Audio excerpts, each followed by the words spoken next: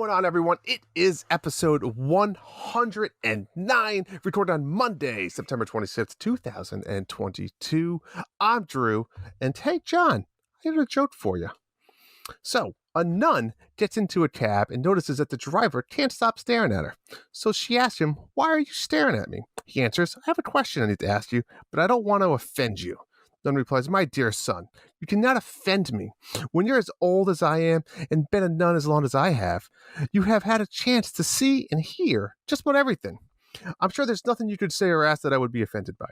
The cab driver hesitates for a moment and then says, "Well, it's like this. I've always had a fantasy to have a nun perform oral sets on me." The nun replies, "Okay, well, let's see what we can do about that, shall we? There are two conditions, though. Firstly, you have to be single. And secondly, you have to be Catholic." The cab driver is very excited and says, yes, I am single and I am Catholic too. The nun then says, "Okay, pull into the next alley." Oh my goodness. The cab driver does so. The nun duly goes ahead and fulfills his fantasy. They get back on the road and start driving again. But the cab driver soon starts to cry, John. The nun sees this and asks him, "My dear child, please tell me, why are you crying?" Well, the cab driver says, "You must forgive me, my sister, but I have sinned. I have lied to you. I must confess that I am both married and also Jewish." The nun laughs and says, "That's okay. My name is Kevin and I'm on my way to a Halloween party."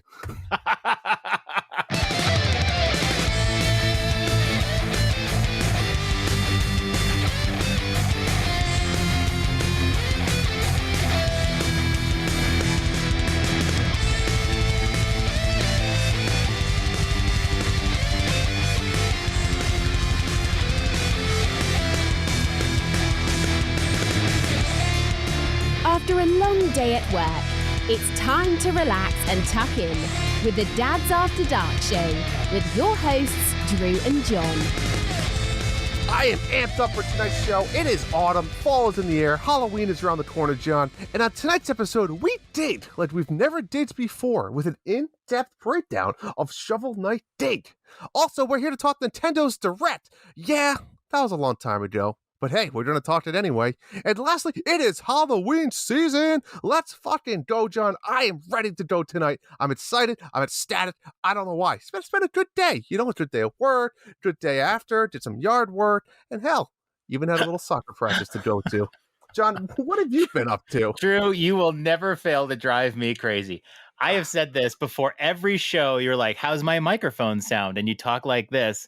And then you start talking and you just start jumping about it. That's it. I'm excited. The dog's probably downstairs barking at me. But I can't do a proper soundtrack if you change your voice. I am doing very well. Fall is here. I am so happy summer is done. I am ready. We have Halloween decorations up over here as well. Oh, yep, mine too. Oh, yeah. I mean, just... Now, did you go hardcore? Do you have like outside decorations? No, we have lights and stuff. We don't really, we kind of decorate more of the house. We haven't seen like, this big, like 12-foot skeletons they sell at Home Depot. Oh, yeah, those are intense. And the big, like, what are they? Just inflatables, like stuff like that. We just haven't done that. That stuff breaks and I don't know. Mm-hmm. But the inside of the house has spiders and skeletons and stuff all over. It's lovely. I love it. It's lovely. It's the best time of the year. It really is. It is. What else though? You know what excited happened this week? We have new icons and we have punch out icons, Sean. I mean, who doesn't want Little Mac as their icon? I didn't love the icons, but I love that they have punch out icons. I agree. I mean, I know you probably wanted like a King Hippo or something. King Hippo I might have changed too. I'm still on my Xenoblade icon. I just like the coloring. But yeah, I'm looking for something special. I'm waiting for it. We'll see. The worst with the icons is like you have an image that you like, and then like the background is shitty and the border is shitty. Yeah. Like it ruins the picture. Just let me mix them. I mean, Nintendo's just such a half-ass type of stuff. Like the full, like just let me, like why? Why can't I? Like, anyways. Yeah, put Mario background and stuff. I think it's just for the ease of use. I don't know. I don't know. I do love this. I love this system, but you're right. I definitely want to see some Bayonetta icons next month. I'm sure you'll get them. Yeah. What's going on in the Blanco household? I mean, you've got like teenagers now, so I feel like shit's starting to get real. It is. Cedric is this week is going to have real professional driving lessons. Like, with the person in the car that has their own set of pedals. Yeah. Wait, they have pedals? They still do that? Yeah, like there'll be pedals in the passenger seat and a wheel, and like they can take over the car if there's trouble. Wow, I didn't know that. I have not taken Cedric onto a highway or like even like a freeway or anything like that. We're driving around the neighborhood. I've had him go onto some main roads in the area. So he's gotten to like 45, 50 miles per hour on a main road, but nothing to scare him. So I'm kind of happy that this other person's going to take over and go through this stuff, because it is stressful because you have no control. You're sitting in the passenger seat, and if he's making a mistake, I can grab a wheel, or I can say hit the brakes, but I can't. Or you're just anything. Like, no. Exactly. So I'm happy to let them take over. But but Sebastian is the one that's been growing up a lot lately. I had to use his computer. So I did a 90-second review for Shovel Knight Dig this past week. And we had gotten a Steam code from Yacht Club. So cool. First code ever from Yacht Club. I love Yacht Club. And but we got a Steam code. And this Steam code came in the day before the embargo. So 2 days before release. I had written them a couple weeks earlier and then written them again and didn't think I'd hear anything. And then you wrote me and said, a Steam code. And I was like, what are you talking about? I didn't see. And so, I look at the embargo. It's the next morning. I was like, we have to get this done by the next morning. And it was like 5 o'clock or whatever the night before. And I was like, I don't know what I can do with this. And I was actually thinking in my head, I'm going to write them an email and say, I'm sorry, I don't have a Steam set up. Hopefully next time, Mina the Hollower, And then I was thinking about it, and like Sebastian uses Steam. And so we went downstairs and we actually set up his computer for recording.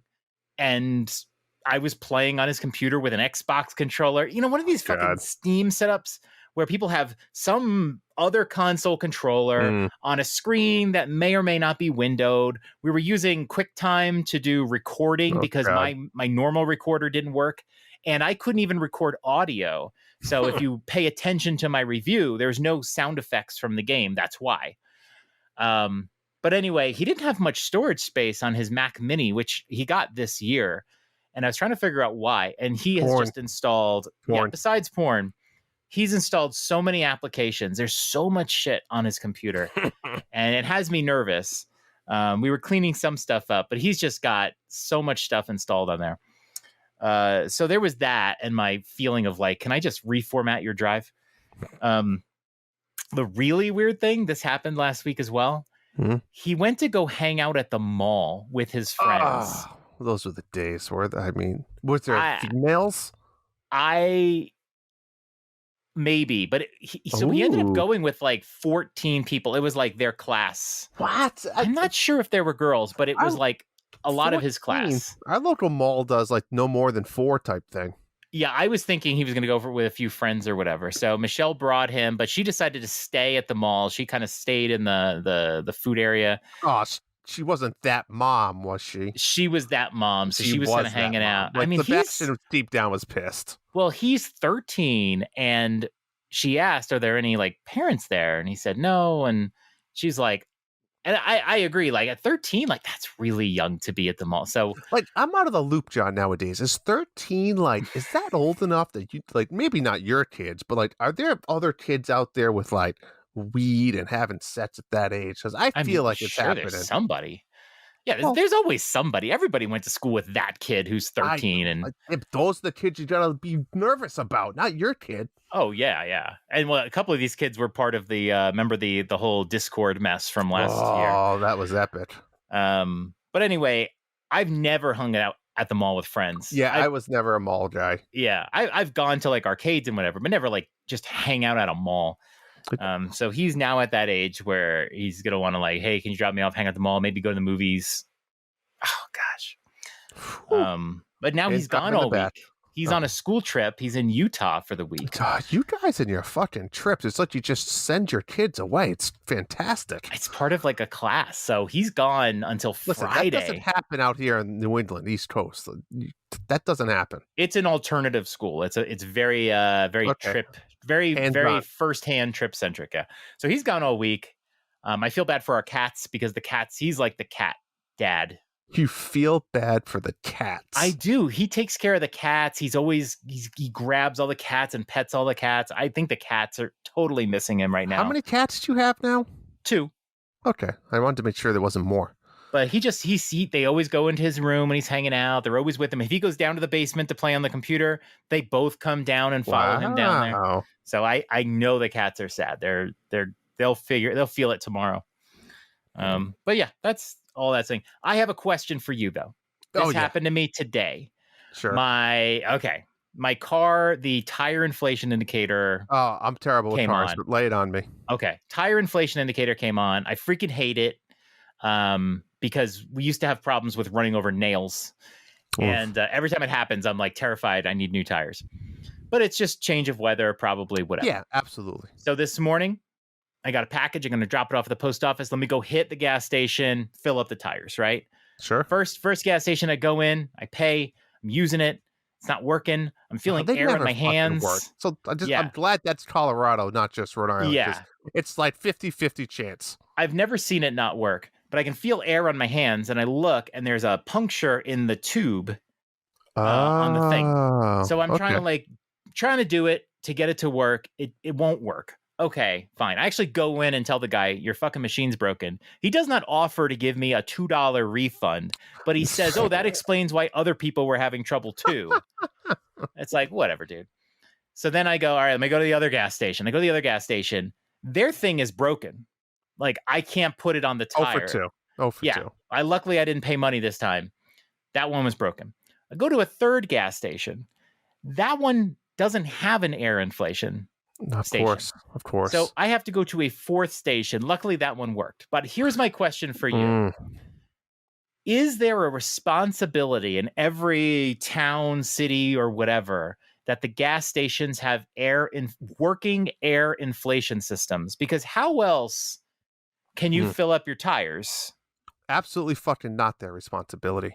Really? John, go to Home Depot, buy yourself a small compressor for like $25 or $30. You can blow up the kids' bike tires. They're strong enough to blow up your car tires, and you just keep it in the garage. That's it. It's literally the size of like a shoebox, maybe a little bit bigger. It's small. What does it just pull the air from around it and no, it has a little compressor. I think it's just I don't fucking know. I'm not the engineer behind it. I just fucking know I plug it in, I set the PSI that I want, and then you put on your tire and it turns off when it hits that PSI. Really? I'm gonna find you the link and send it to you. It was it had to have been under $40. I want to say closer to $25. That would be worth it because the newer ones I've seen at the gas station do that where they show the number and when you hit the number it just stops. And so it's cool. You don't have to keep pressing it and looking and pressing it and testing it. Yep. Okay. And like I said, you just had to make sure it was strong enough for like a car. So you just look at the PSI that cars have and make sure it can meet that. Okay. Because I don't know any other way to do it. You can go to a dealership or like Michelle will sometimes drive the car through. Well, our dealership has it for free. So like if she will go there if her tire thing goes off. Then it turns into maybe a half-hour thing. I know. Yeah. I'm telling you, look, I'll find a link, but Home Depot, you can buy a cheap one. That's the way to go. They don't have to worry about it anymore. All right. The cities and towns are off the hook, but that's it. They're done. That's me. Now I got a question for you again. Oh yeah, sure. Shoot. Yeah. Okay. Because I don't know if you're going to talk about this, but it's hockey ref season for you. Yay. Yeah. Woohoo. It is. Yeah. You drive for hours and you bitch and complain almost every day. John, I'm leaving work. John, I have to go ref. John, I'm coming home. My wife is making me pick up milk. Like, why do you spend hours reffing hockey? You make a good salary. You're a fancy manager. You got people working under you. Yeah. How much do you make doing hockey ref games? How much is that worth to you? Is this really worth it? I heard you're like one of the oldest refs too. All of this is 100% true. I bitch every day. I am one of the oldest refs. It is hours and hours, and I do make a decent salary. So the big question is why. Let me start off to remind people, if you don't know, I referee Division I college hockey, right? So I right now focus in Hockey East, right? So Boston University, Boston College, Northeastern, UConn, Holy Cross, a lot of these big schools, University of Maine, Providence College, et cetera, et cetera. So I referee these hockey games. It's great exercise. That's number one. I enjoy doing it. I would say I love the people and just hanging out with the people. But I will say I've been doing it for a long time. A lot of those people have come and gone, and I'm still here. John, this is my 16th season. Have you been doing this since you were like a teenager? 20 years old, I started. Oh, wow. I was 20 years old. So why do I do it? I mean, God, I don't have a good answer for that. I think I would honestly miss it if I stopped. But it is long days, right? So there's days I leave my house at 4:30 in the morning. I go to work. I work till like 2 or 2:30. I have my hockey bag in the car, and I have to go drive to Boston. I have to, you have to get to the rink about an hour and a half early. Boston's an hour and a half away. The game takes 2.5 hours. You come out, you shower, then you drive an hour and a half home. And I'll get home at like 11 o'clock at night. So I'm gone from 4:30 in the morning to 11 p.m. And like, is it worth it? I'll be honest. I mean, I don't think it's that private of a record how much money hockey is, because it's the same for everyone. It's not like a salary. We get $300 a game plus, travel. What is plus travel, like gas? Not a lot. Time? Yeah, like it might be like $50. So maybe let's say it's average on $350 a game. Mm-hmm. If you have to go further, it's more, right? So $350 a game. I mean, if you bring it down by like hourly rate, don't do that, because it's probably not fantastic money. But I did 2 games last weekend. I made $700. Like, that's not chump change. That's a lot of money. No, it's not. But how many hours did you spend? Of course, probably 15 hours almost. Because sometimes you'll drive like 2 or 3 hours each way. Correct. Luckily, these 2 games were close by. No, but I mean, at the end of the day, it's literally money that pays for my next Disney cruise. Do you take bribes? No, I don't. No, I just tell them to shut the fuck up. Like I said, I've been doing it for so long. I'm not afraid to say anything anymore. If they want to fire me, they can fire me. I don't give a shit, Well, wait, hold on a second now. Why would they fire you? Do you take bribes? No. Why are you winking at me on the video? Well, no, I'm just joking. Listen, you can gamble on these games. I have to sign waivers that I won't gamble on NCAA hockey, okay? I think so. But yeah, overall, life is like the gauntlet for me. It's just this time of the year, it's tough, right? Because it's that transition, and the kids are back in school. You have all their fall activities, hockey season's beginning, Halloween's starting up. You're coaching. I am. I'm coaching leagues. Soccer. Yeah. Why are you doing this to yourself? I'm a good-willed community man, John. You know what? Fun fact, I saved 4 frauds today. I want that to go on the record. There was a fraud drowning in the pool. My daughter noticed it, and she said, "What are we going to do?" And instead, I said, "You know what, Zoe? Let's go save it." And we spent 20 minutes trying to get it out of the pool, and so I was waiting for it to come up for air, and I was just trying to scoop it with my hand and trying to throw it out, because I had to be quick. Right. So the first time it came up, I cupped it and I threw it. Waiting. It fucking hits the basketball hoop that I have in the pool. It falls back in the pool. And then I spent another 10 minutes trying to get it, because after that it swam to the bottom. I was like, I'm not going back up near that guy. Oh my god! Why didn't you just get the pool net, or it was packed away or something? I could have, but we were outside. The basement door was locked, like the walk-in basement, so I had to go back in and around. It seemed like a lot of work. I see. So you just waited for the frog to catch its breath. Yeah, there was one point, so I was like, I'm going inside. This is stupid. But yeah, that's it. Busy. We're both busy. We're both life. Life is here. We're I'm not really that busy. I'm not that busy. Yeah, you can have some of my busyness. No, I don't. I don't want that at all. Listen, I like it. At the end of the day, I enjoy being the busyness. I enjoy being busy, but I don't know. Sometimes, John, I just want to sit on the couch and fucking do nothing. I think the hockey. I think we're gonna work on the hockey. Well, it's tough. You work 40, 45 hours a week, for your normal job, and then you're working another 10 to 15 hours if I do 2 games on the weekend. Yeah, that's a lot. 60 hours is a lot. It's the drive, like the way you describe these long drives. I don't mind the drives. You put a good podcast, a book on tape. You just kind of mellow out. You get your cup of coffee, put the heated seats on, and just, relax. Get away from the family. I can see it in your eyes. Yeah. That's a little peace and quiet. All right. That's it. Let's get the show on the road. Summer is coming. The sun is shining. Shirts are off. And your balls are smooth. You heard that right. Your friends at Manscaped are here to make sure your beach balls are as smooth as Floridian sand. In summer, you want to kill some cold beers and barbecues. Not kill the vibe with pubes peeking out your swim trunks.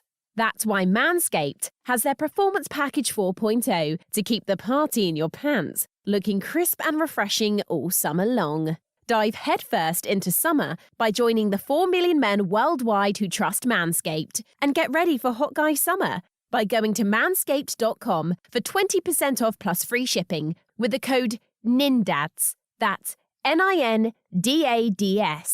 And now, back to the show. It's time to look at the bounty board.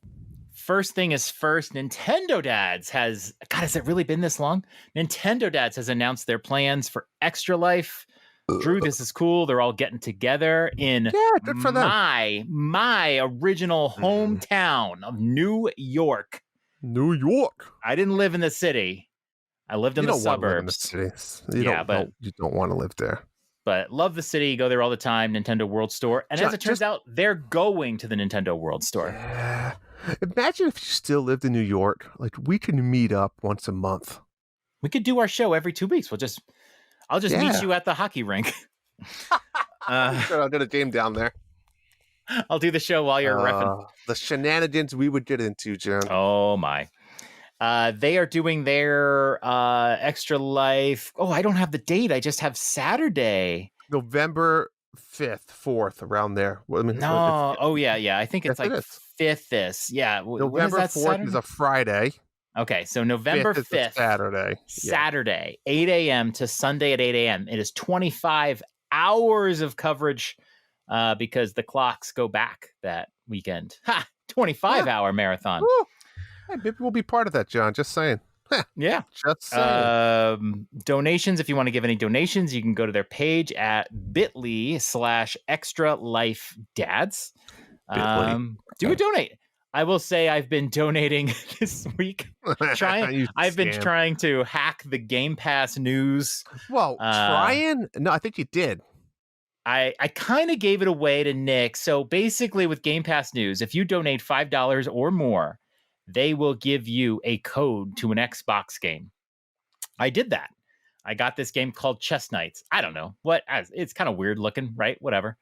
So I was like, I wonder if I just donate again if I get another code. And so I gave you $5 to donate $5 to Nick, and I gave my wife $5 to donate. And did you actually give your wife $5? I did. She was like, "You don't have to. The PayPal draws from the credit card." And I go, "Yeah, but I have $5 in my balance, so I'm going to give that to you, so that $5 won't go to the credit card." So that's why. And so I got 2 more codes. What did I get? I got Dodgeball Academy. Dodgeball Academia, which I was really excited for. Yeah. And then Unsheath.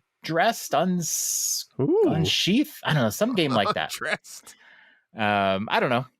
So then, and then I donated one more time and got Trek to Yomi. So I'm set. Got 4 games for my Xbox. But anyway, so go donate $5 if you want to get a weird random code. I know they have Spelunky 2 hanging around. Maybe they've got some games. So go check that out. You can also donate to any of the dads. They all have their own goals. I think Tim puts out if you donate to him. So, if you're interested I mean, I did a pitch. I mean, Hambone has it as well, part of the dads. And like I said, so you did a. What are you giving? Yeah. What are you giving? What's my motivation? A TBD. TBD. You get my love. My love for now. Is that a position? What is TBD? It stands for something you just don't know yet. Is that come in the form of a video? Oh, yeah. So yeah, check out that page. You can see everybody that's there. I think Mecca's up there, and I think Chris is up there. There's a bunch of people. Maybe we will. Who knows? YouTube. Visit our YouTube at youtube.com/dadsafterdarkshow. I have 2 new 90-second reviews since our last episode. We've got a 90-second review of The Quarry, which I will talk more about later. Check that one out. And a 90-second review of Shovel Knight Dig, which I did on Steam. So check those out. I'll talk about those games a little bit later. And then we have our September reviews contest. Don't you dare yawn on the podcast. I'm going to edit that out. Then we have our September reviews contest. Yes. Thank you for those, guys. We're getting a huge response to the Apple reviews for the September. We've got some good ones. Oh, I want to share one that I saw because I'm not sure if you got it or not. Oh, I got them all. I'm like Pokemon. I collect all of them. You. I know. I mean, like, if you got it. Like, okay, so this one is from XJohn X84. I should know who that is. I don't know who that is. I don't know. Is that John Etzlong Etz in Discord? Oh, is that X-Long X? Okay. Yeah, I think so. I could be wrong. Now you made me double guess it. The subject is body pillows. And here is the review. Upward bound to the heights of the podcast charts. Down to party with these guys. Left all my other podcasts in the dust for this gem of a show. Right at home where we belong. That is a beautiful review. I love it. I laughed for 10 seconds. I don't know if Drew gets it. And that just makes it even funnier. I'm looking at his face and he clearly does not get. Speaking of pillows, did I tell you foot pillows is the new in for me? You did. A foot pillow, folks. Give it a go. Do you have one right now? I don't because I left it in the other room when I was using popular. You're not even using it. Well, it's weird if I'm sitting like in a chair, like I'm not like reclining. I'm just gonna. That's like just standing on a pillow. Why the fuck would I do that? Some idiot today at soccer tried standing on a soccer ball. I said, "Go ahead, keep doing this. See what happens, you idiot." I didn't say it like that, but I pretty much did. 8-year-old, by the way. No, 7-year-old. Where did you go? Yeah, that was an up, down, left, right reference. If you didn't get that one, Drew, so I did. I know what that fucking. That is. Was a beautiful one. Jackass. Not that. I knew what it meant. But we got some great reviews, and the reason why we say it is because if you leave a review in the month of September, and I mean, by the time you hear this, it's September 27th. You better do it right now. You will be entered into a random raffle for a $50 eShop card. Just leave a review.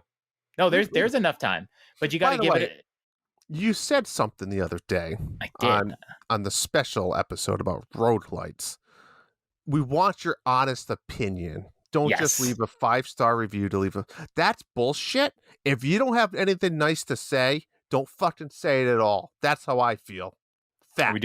We're doing good cop, bad cop. Is that what we're doing? Yeah, I don't want your pity bullshit review on Apple. If it's not good, all right, you can just send a hate email. I'll stick them on you. afterdartshow@gmail.com. Send it there. Give us your honest, best feedback. Yes. All right, and then we're gonna have a new bounty. I'm very excited about this new bounty.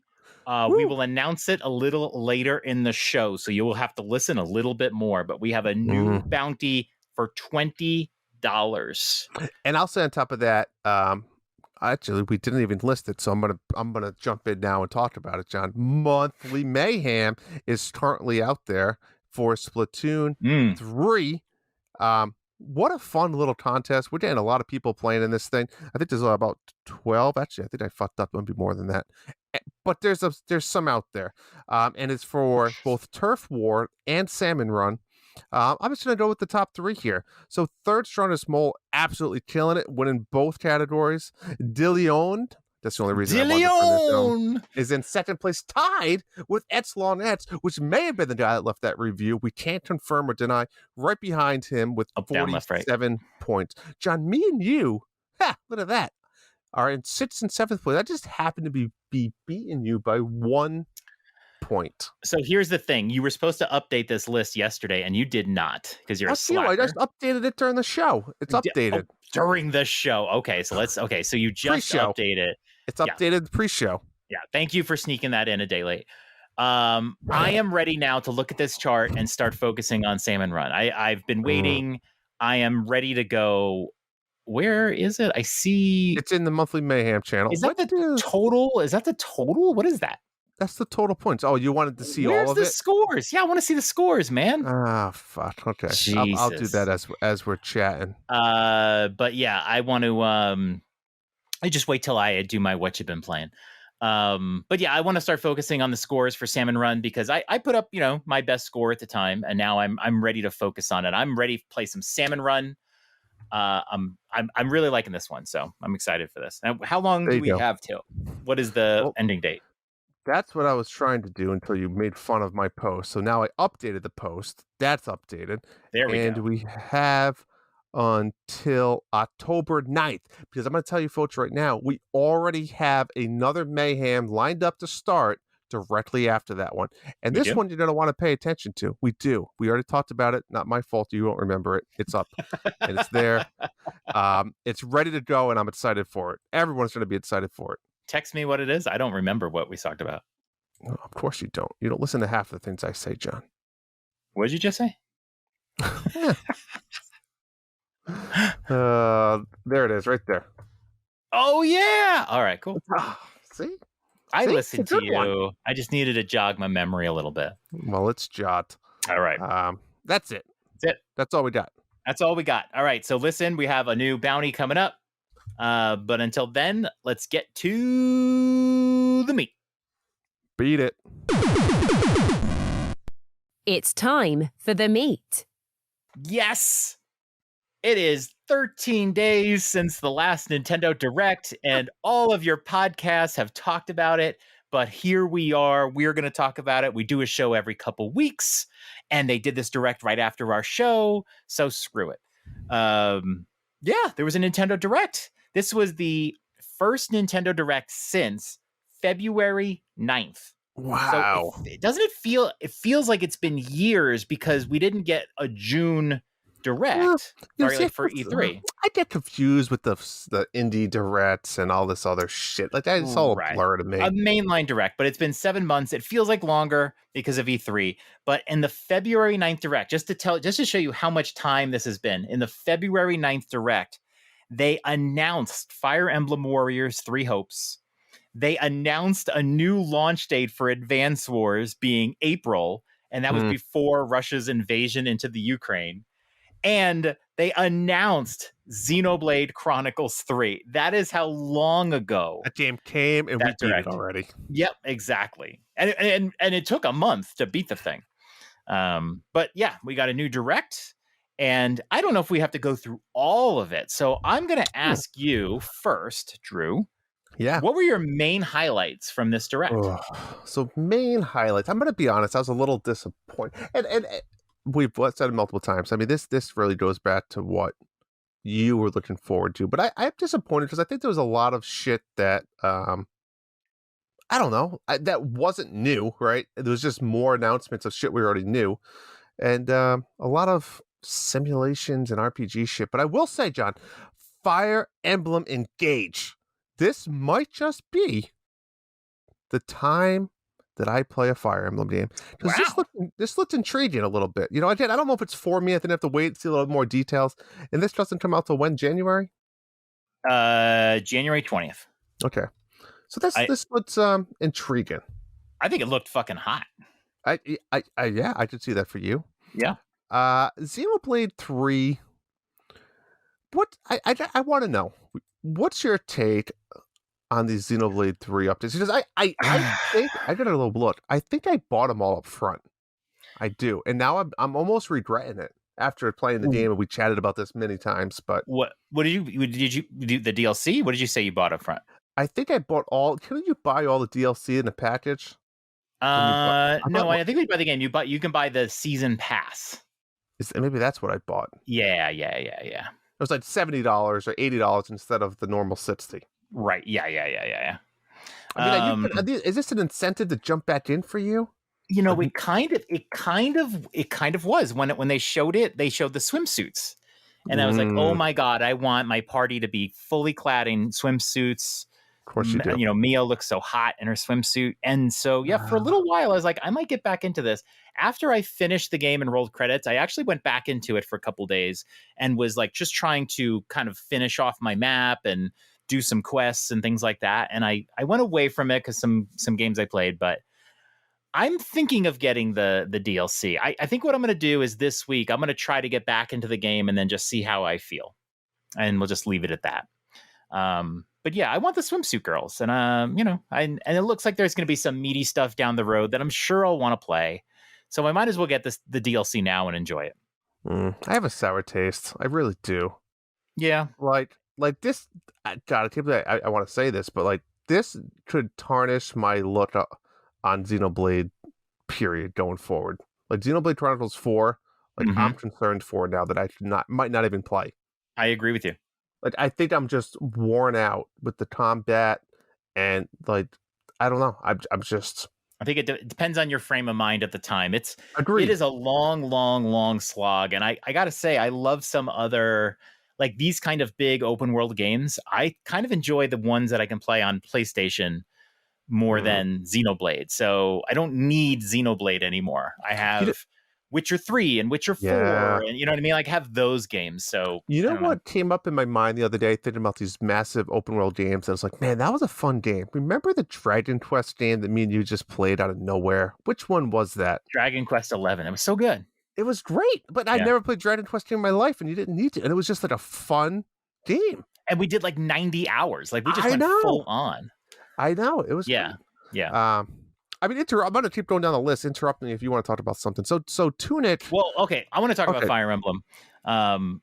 It was what a great way to start it. I didn't pick up on that it was Fire Emblem until because it was like you knew it was something big, and then it was like when they said the word emblem, I was like, yeah. It looks great. It looks so nice, and I'm trying to get a feel of the older Fire Emblem games are definitely more battle centric. And then usually between battles, there's like a story sequence, and then maybe you can do some kind of relationship stuff. And then Three Houses, which was just so much of like an open schooly, talk to people, dialogue, 3D environment, which was different than any of the other Fire Emblem games that I've ever played. So I was trying to get a sense from this one. Is it going to be more like the regular games? Because honestly, that's what I want. Three Houses was great. I played through it multiple times. I'm ready to play through it again, but I want a classic Fire Emblem that kind of cuts that fat, just focuses on the battles. And I think that's what this is, but I don't quite know. So I'm really curious, but I cannot wait for January 20th. And I love that it's in January. Sometimes January and February get a little empty. Yeah. Like I said, I want to see a little bit more, really dig into the game and maybe have you explain a little bit more to me as we get closer. Yeah, it's gonna be good. Go on ahead. I just wanted to talk about that. So Tunic, I have mixed feelings. I talked to the Horseman about this a little bit, and it's like originally this game reminded me of Death's Door, which was fine, but Death's Door got old quickly for me, and I'm concerned about this. And I think this is going to be a skippable game for me. And I know that's this is probably my type of game in an odd way, but I don't know, something about it. A lot of people really like this one. I know Sean from Game Pass News loved this game. I, for the most part, watched Michelle play through the entire game, and then I would help her with bosses. And I gotta say, it's just not my style. It's not my style of game because it does play on a concept of obscurity that there's things you can do right from the beginning, but you just don't know you can do until you find manual pages and stuff in the game. Yeah, it's weird. Honestly, I didn't really like it. I didn't like it. Did you finish it or no? No, she played it. She Oh, you just finished watched it. a little bit. Okay. I think she got sort of a lukewarmy ending. I don't think she got like the completionist ending.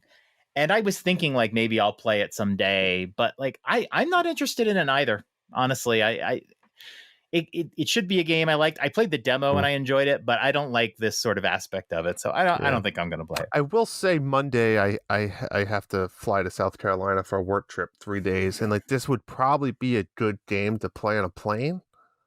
But I mean, I don't know. I'm gonna that's have to. a good topic. What's a good plane game? Well, I need one by Monday, so let's think about this and By get back to me, Monday? please. By Monday, Jimmy. Yeah, everyone out there, let's get a maybe we get a tweet going tomorrow, John, of what's a good game for me to play next Monday on the plane. I feel like you need a good narrative adventure that's coming out tomorrow. Maybe. Oh my god, fuck you! I think a good plane game is a short game. We should have this conversation sometime. Tunic is a longer game. I don't know if this is a plane game, but any game can be a plane game. Yeah, if you want like a 5 hour game or your flight's short. You want like a 3 to 5 hour game. Flight, so it ends a little bit. Well, probably have like at least 4 hours between there and back. Okay, so yeah, a 4 to 5 hour game I think would be. There might be some nights I have some time at the hotel and stuff too, though. Right? All right, then just fucking play Tunic, okay? No, fuck that. I Handbones pushed Stroll the Slayer on me, whatever the hell it's called. Nobody's playing that shit. Come on, don't listen to Handbone. Listen to your boo. You're going to in the next few. I got a couple ahead of you. There's a couple I'm skipping here, so I don't know if you're going to be jumping in. If we go in order, we talked about that. Fatal Frame is a series that I've never really played. I saw a friend play it a long time ago on PS2 and was interested in it. And what was the last one? Fatal Frame and the Maiden of Black Water was being re-released on Switch. I was really interested. I wanted to get all the secret outfits, the lingerie, all that stuff. I was all in for it until I found out there was no physical release. And it was like $40 or $50. I think it was like a $50 game. And that, for some reason, that just turned me off. I don't want to buy a $50 game that I can't have physically. I want someone else to play it. I don't know. And now they're doing it again, a digital version. What is it? Fatal Frame, Mask of the Lunar Eclipse. And I don't know. I feel overwhelmed by it. I don't think I'm gonna get it. But It Takes Two is coming out, and this does point out that we are getting some very shabby ports now. We are in the zone. Talked about Death's Door with its reduced frame rate. Games, they lose a little bit of the edge, a little bit of the shading. It Takes Two looks not good in the Switch version. And we saw a few of these here. I think there was also, what was the other one that had a bad port? Oh, Sifu. Oh my goodness. I don't want to see these bad ports come to Switch. Just keep them off. If they're not going to look good, not every game needs to be graphically amazing, but God, It Takes Two looks bad and the frame rate's bad. I don't know. I whatever. But I know this is a perfect game for you and Amy. This is a perfect game for you and Amy. But yeah, just having played this one on Xbox and seeing it, I was a little scared. But yeah, the other one that keeps interesting me, but I don't want to get into it, is Front Mission. These are tactical games. That's what she said. Strategy games, whatever you want to call them. And I'm really into that stuff. And there's Fire Emblem, and there's a bunch of them coming out. And Diofield last week. This one, like, for some reason, I don't think I would like this. I think it's kind of more mech. There's less a human connection. I've watched some Let's Plays, and I don't know. I should like this. They announced 1, 2, and they even announced 3 is going to come out eventually. But for some reason, it doesn't grab me. I don't understand. It should, but it won't. All right. What else do you got?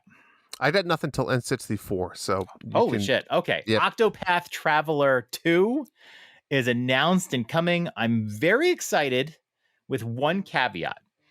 When I loved Octopath Traveler. I didn't like the way they had the 8 separate storylines and the characters never really came together. I didn't enjoy that. And I said at the time, I cannot wait for whatever comes after Octopath in this HD 2D engine. Since that time, we got Triangle Strategy, which I didn't love. And we got an announcement for the Dragon Quest game. And then we got Live Alive, which I have not played yet. But now we're getting Octopath Traveler 2. And I'm like, oh my God, all right, let's see if this brings the characters together. And they're doing 8 separate storylines again. I don't think it's clear if the characters are going to have more stories together. I have heard and seen like maybe they are improving that on that criticism of the game. So I am really excited for Octopath Traveler 2. I'm actually debating replaying Octopath 1. I'm an idiot, but like I've been debating that. You said that it, comes out February 24th. I don't think this is a continuation of the first game, so you wouldn't have to play the first game. But yeah, I think it looks great, and I am going to be looking over the next couple months to see if the storylines come together better than they did in the first game. But it looks great. I'm excited. All right, talk about your N64. I'm going to go to sleep. N64. Sort of Pilot Wayne 64, Mario Party 1 and 2. Now, these are games you already knew about, right?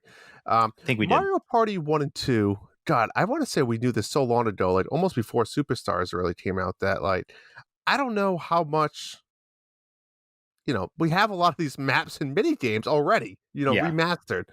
I will say Mario Party 2, though, that's the one that's costume based and you dress up based on the map you play in, right? So I think there's like a Western one. I didn't know that. Cowboy hats. The same level from Superstars, like the Haunted one, you wear like, I think, like the wizard costumes. So you do dress up, which is kind of cool. 2 is pretty good. I think 2 has a good story mode as well.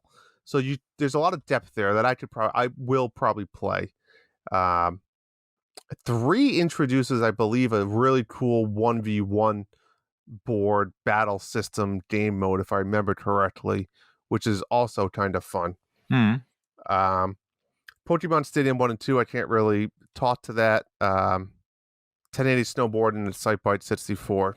Sure, I mean, don't get me wrong, any type of racing game that's going to be online with people, I know it might not be the best, but that's solid. I mean, all these games are kind of party games, right? Literally racing games, party games, and battle games. Like there's no single player story mode games that are coming out. They're all online games, which is not in this batch. But yeah, because they have the technology for doing that. Yeah. And they show that in Goldeneye. So it's sort of like they think they're going for multiplayer games, because if it was just solo, it'd be like, here, play this old game. So that is a good point. So Goldeneye, let's talk about it for a second, because one, I think it's super interesting that online play is specifically for the Switch only, right? Because this is coming to Xbox as well, but not the online play. Right. That's kind of a big deal, right? Because who wants to just pick up Goldeneye and play like the story campaign right now? Yeah, but is it?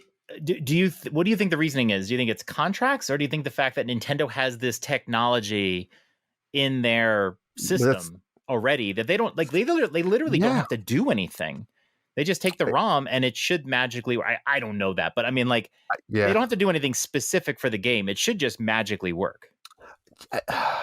It's a great question that I don't think anyone's going to know the answer to right now, but I'm going to say this, like I've been saying for a lot of old school games. Just we got to be careful what our hype chain is and what we're asking for, folks, because this is a game that I out of anybody in the world, I've played hundreds, probably thousands of hours of GoldenEye, legit, with all my buddies. Like, awesome, right? I knew every map, like by the I memorized. I just can't imagine this is going to play well. I just can't. Even with the N64 controller, which I have, which I'll use, and I'm going to play it online, I just can't see this as like putting in more than like 1 or 2 hours. Like, that was fun. Yes. But it also sucked. Like it's just. I may not even boot it up. I mean, I have to boot it up just because I have to. But yeah. And coming soon, like, do you think we get that before holiday? I don't know. I would think that coming soon means this year. Me too. I would agree with that. Yeah, and I think a holiday would be a good time, like Thanksgiving when family's over. Maybe if you release it, before family's coming over, whatever. Maybe somebody has Switch, and you're like, oh, get on Nintendo Switch Online, and we can play this, and you can they can sell some holidays memberships and stuff. I agree. Yeah. overall, I don't want to go down a rabbit hole, but I think the whole people wanting retro games, and I get the whole NSO. That's where they're kind of going with it. It's just God. I mean, how many times are we going to play retro games? And don't get me wrong, I'm a sucker for retro games too, but there's so many other games, and I think that leads into other questions that we'll talk about. Like do we need hundreds of hours to play GoldenEye? No. I think some people love it. I mean, that's why you got the online expansion, right? To play those games. So they got to give you these games and make it more worth it. Agreed. We talked about when the membership was created, I said the cost of this membership is about what they're giving you 2 or 3 years from now, not at launch. And they've been very slow about giving N64 games. They're doing one a month, but now we're starting to see the value more and more because you're still being charged the same amount and you have more games now than you did a year ago. So, I haven't really used it much, but who knows? Maybe I'll try one of these games. Like you mentioned about Mario Party 2. I didn't even know about costumes or whatever. Yeah, that's a good one. But I mean, maybe at some point I try one of these games. It's there. I should use my like I said. XP. I would love to grab 3 people and play Mario Party 2 or something online with you guys. God, I'd rather play Superstars than play that though. We'll see. All right. Let me talk about this next one. Mario Strikers Battle League update. John, the relationship I have with Mario Strikers is like saying that you hook up with a hooker. Like what I mean by that is the excitement of hooking up with this maybe hot chick, big tits, the thrill, the lead up, the excitement. It's fantastic sets, but then after it, it's immediate regret, and you're probably never gonna go back to that hooker, but you might have a little bit of fantasy about the good times you had in the past, right? And that's Strikers 101. I was so pumped. This game came out. It was the best thing ever. Played the shit out. I played out 85 hours of it somehow. And then you blew your load early. That's for sure. I blew my load all over her tits so early, and it's I still fantasize about it. I want to go back and maybe wish there was a video I could rewatch of me having sex with the hooker playing these games. I don't know where we've gone now. Day, it's are we still talking Strikers? No, I don't even know. But listen, aside from that, touche to Nintendo. It sounds like they did a lot of good stuff to this stuff, to the update. However, I haven't even booted this back up. Have you?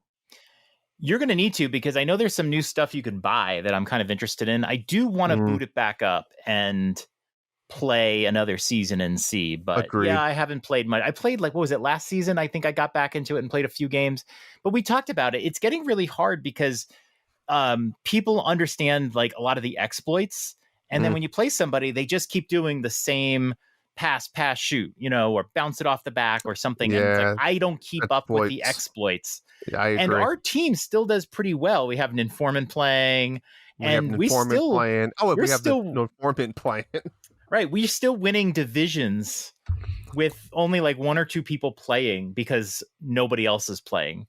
But the teams that know the exploits are playing, and so it's hard. I got crushed in a game 10-0, and I just took it and got a point. I mean, what can you do? But it's from fun. Nintendo's point of view, do you think this game is a failure? I don't think Nintendo cares about its long term, because they're not selling you on monthly passes. They're not selling you on microtransactions or DLC. Putting money into that, and so I'm looking at it right now. If this is correct, it's saying that. Oh wait, that's not right. They don't want you to stick on a game for months and months and months. They want you to move on and get the next Nintendo game. That's always been their strategy. It's sold almost 5 million copies. I'd say that's a success, huge success. Yeah, huge success. And I don't think it's done. I think we might get another update. Who knows? I don't know. Is that real? Is that a real number? I mean, you told me. Did you just lie to the audience? Nintendo Switch. Oh no, that's Nintendo Switch Sports. Hold on, that's a fucking misleading title. Mario Strikers Battle League 1.9 million. I think that's still a success. That's still a so. success to me. Yeah. And that was, that's pretty recent, I think. They did promote it a lot. They always promote their games. 1.9 million is still a success. It's not like one of their AAA titles, but it's still a success. I just really wanted this game to keep. I wanted my side piece action to keep going. Right. We should get back into it. I wanted it to be an affair, and it was a one-night stand. How about the next season that starts? I don't even know if there's one right now. You and I just get together and play a little co-op just for fun. Let's do it. Speaking of great sports games that you mentioned, Nintendo Switch Sports Golf. I did not know. We have been talking about this game for a while because of the golf element, and I know you're going to be interested in the golf. I did not expect that I would still play this game every week. You blow my mind. I love you for that. Right now I play it. So Michelle's she's off of it. My kids are off of it. They haven't played.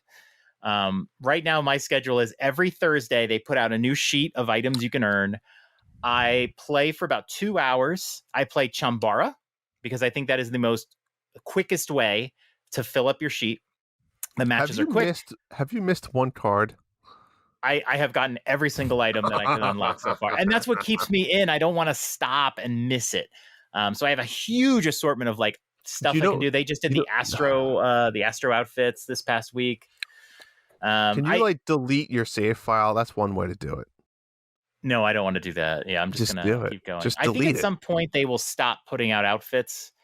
What I'm hoping for is, and I have hope for, is that when golf gets released, we're also going to see some Nintendo IP outfits. My God. You're not give up, dude. If they're still if they're still building golf and they're delayed and still building golf, they're giving us fucking Mario outfits. They did it in. Let me ask you this though: is this something like no one asked for type thing that in February or March Direct we could see and now we have basketball. Could you just see another random sport? I would love baseball. I would really love baseball. But why not? I mean, they obviously can add a whole sport like this without interfering with the game. Yeah, but sure. Oh, you can add a sport totally individual. Charge $9.99. Why not? I don't know if anyone's going to pay $9.99 for baseball. But to get back to the golf is going to be if you've played Switch Sports, like if you play the bowling. Everybody bowls individually at one time, and then at the end of the first round, they cut the top half of people, move on, the top half, you're out. This one is the same thing. You're going to have 8 golfers at a time, and then they're going to cut to the top 4, and then the top 2, and then that's going to be your points. I love it. You all golf at the same time. Yes, survival golf. Really fun. And like I said, I think that they were waiting to release golf to then release Mario, Zelda, Metroid type outfits. So I am. When did they say this is coming out? Holiday 2022. So I mean, I'm in Switch Sports. I am in Switch Sports at least till golf. And I've enjoyed it. Chambara has been really fun.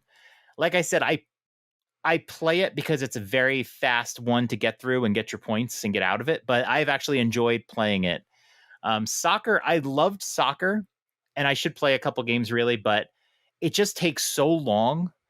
And sometimes you get stuck on a bad team. You've moved to not even playing what you enjoy, but what's the quickest to get your card. I know, but I'm enjoying Chambara. I actually had switched level. I had switched to tennis and then switched to Chambara because it was faster. But I've really enjoyed the Chambara. And I'll actually put it on tabletop mode on my desk. Now, I used to go in the living room and move around. I'll put it on my desk. It's in tabletop mode. I'll pick up the Joy-Cons when I take a little break and I'll play a match. I'll put them down, do some work.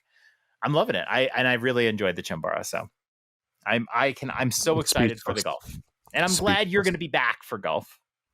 I mean, I don't know if I'd say back, but I'll give it a go. What else? Do we need to talk about Pikmin 4? I'm not a huge fan of Pikmin. Never played one, never will. Very exciting that Pikmin 4 got announced. That was one of those games that we thought we would never get. Everybody on every podcast and every news show talks about, Miyamoto said Pikmin 4 is coming 7 years ago. And it's it's coming. So I was really excited about that just for that. That's coming in 2023. What else? I mean, I'm all the way down to, we can go back, but Resident Evil Village, kind of a big cloud announcement there. If it plays anything like it did for Guardians of the Galaxy for me, I'm kind of, I'm interested in it, John. Oh yeah. I mean, I used to love Resident Evil, like back in the day, like Wii games, the GameCube games. Which ones did you play? Do you know? The movies that came out. You know what I think I played, what was the one on the GameCube? 2? Well, 4 was on the GameCube, and then they had 0 and 1 were on the GameCube. I was big into 4, and then they had the Umbrella. What the fuck was it called? The Umbrella Resident Evil Chronicles. The one you used the Wii Blaster. Yes, that was fun. I liked that one too. But yeah, I used to like those types of games. Like I said, the movies were coming out back then. It was, I mean, not great, but fun to watch. Mm-hmm. So yeah, I mean, I like the lore, I guess you'd say, Resident Evil, and I think this is a good opportunity to maybe jump in on a good newer game. Right. So I might jump right around Halloween. I think I might. I'll have to look at my backlog, but it also, John, comes out the same day as something else. Bayonetta, man. Bayonetta. Yeah, I mean, I don't play Cloud, so that's fine. Enjoy. But yeah, Bayonetta 3, they put out new footage. That game, to quote a wise man, looks amazing. Well, you know what they say. Every time I see clips, and I had to fight. I was watching the bonus footage they posted on YouTube because they said, "Well, look at our YouTube channel." Boner footage or bonus? Whatever you want to go with. They're both applicable. Exactly. That's what I thought. And I watched it, and I was watching it for about a minute, and I was like, this looks so good, but I really need to turn this off. I mean, like, I'm definitely getting this game, so just turn it off. Don't look at it. I'm super excited for this game. It looks great. You know what? I'm legit happy for you, and I really honestly hope this makes you skip a Nintendo Switch Sports card. I hope you just get so deep into Bayonetta that you forget to go do it. It's just Thursday mornings. I do my Monster Hunter and I do my Switch Sports, and then I'm done for a week. You're going to be so into this that you're going to forget. I will say it will influence. I am going to replay Bayonetta 1 and 2. Maybe as soon as this week. I'll see. Put your shit together.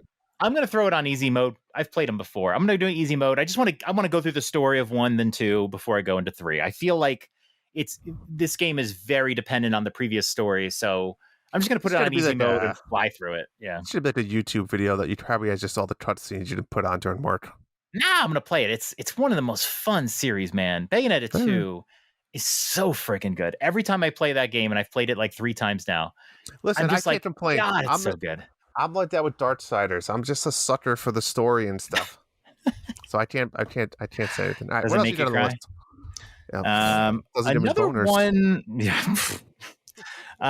There's nothing left that I think that I'm super excited about. I'm interested in Just Dance 2023 because it looks like they're rebooting a little bit.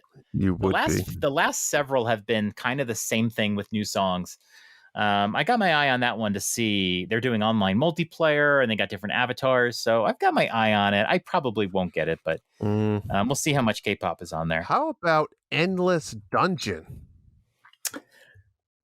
If that's not a Drew game, then I don't know what the fuck is. It looked good.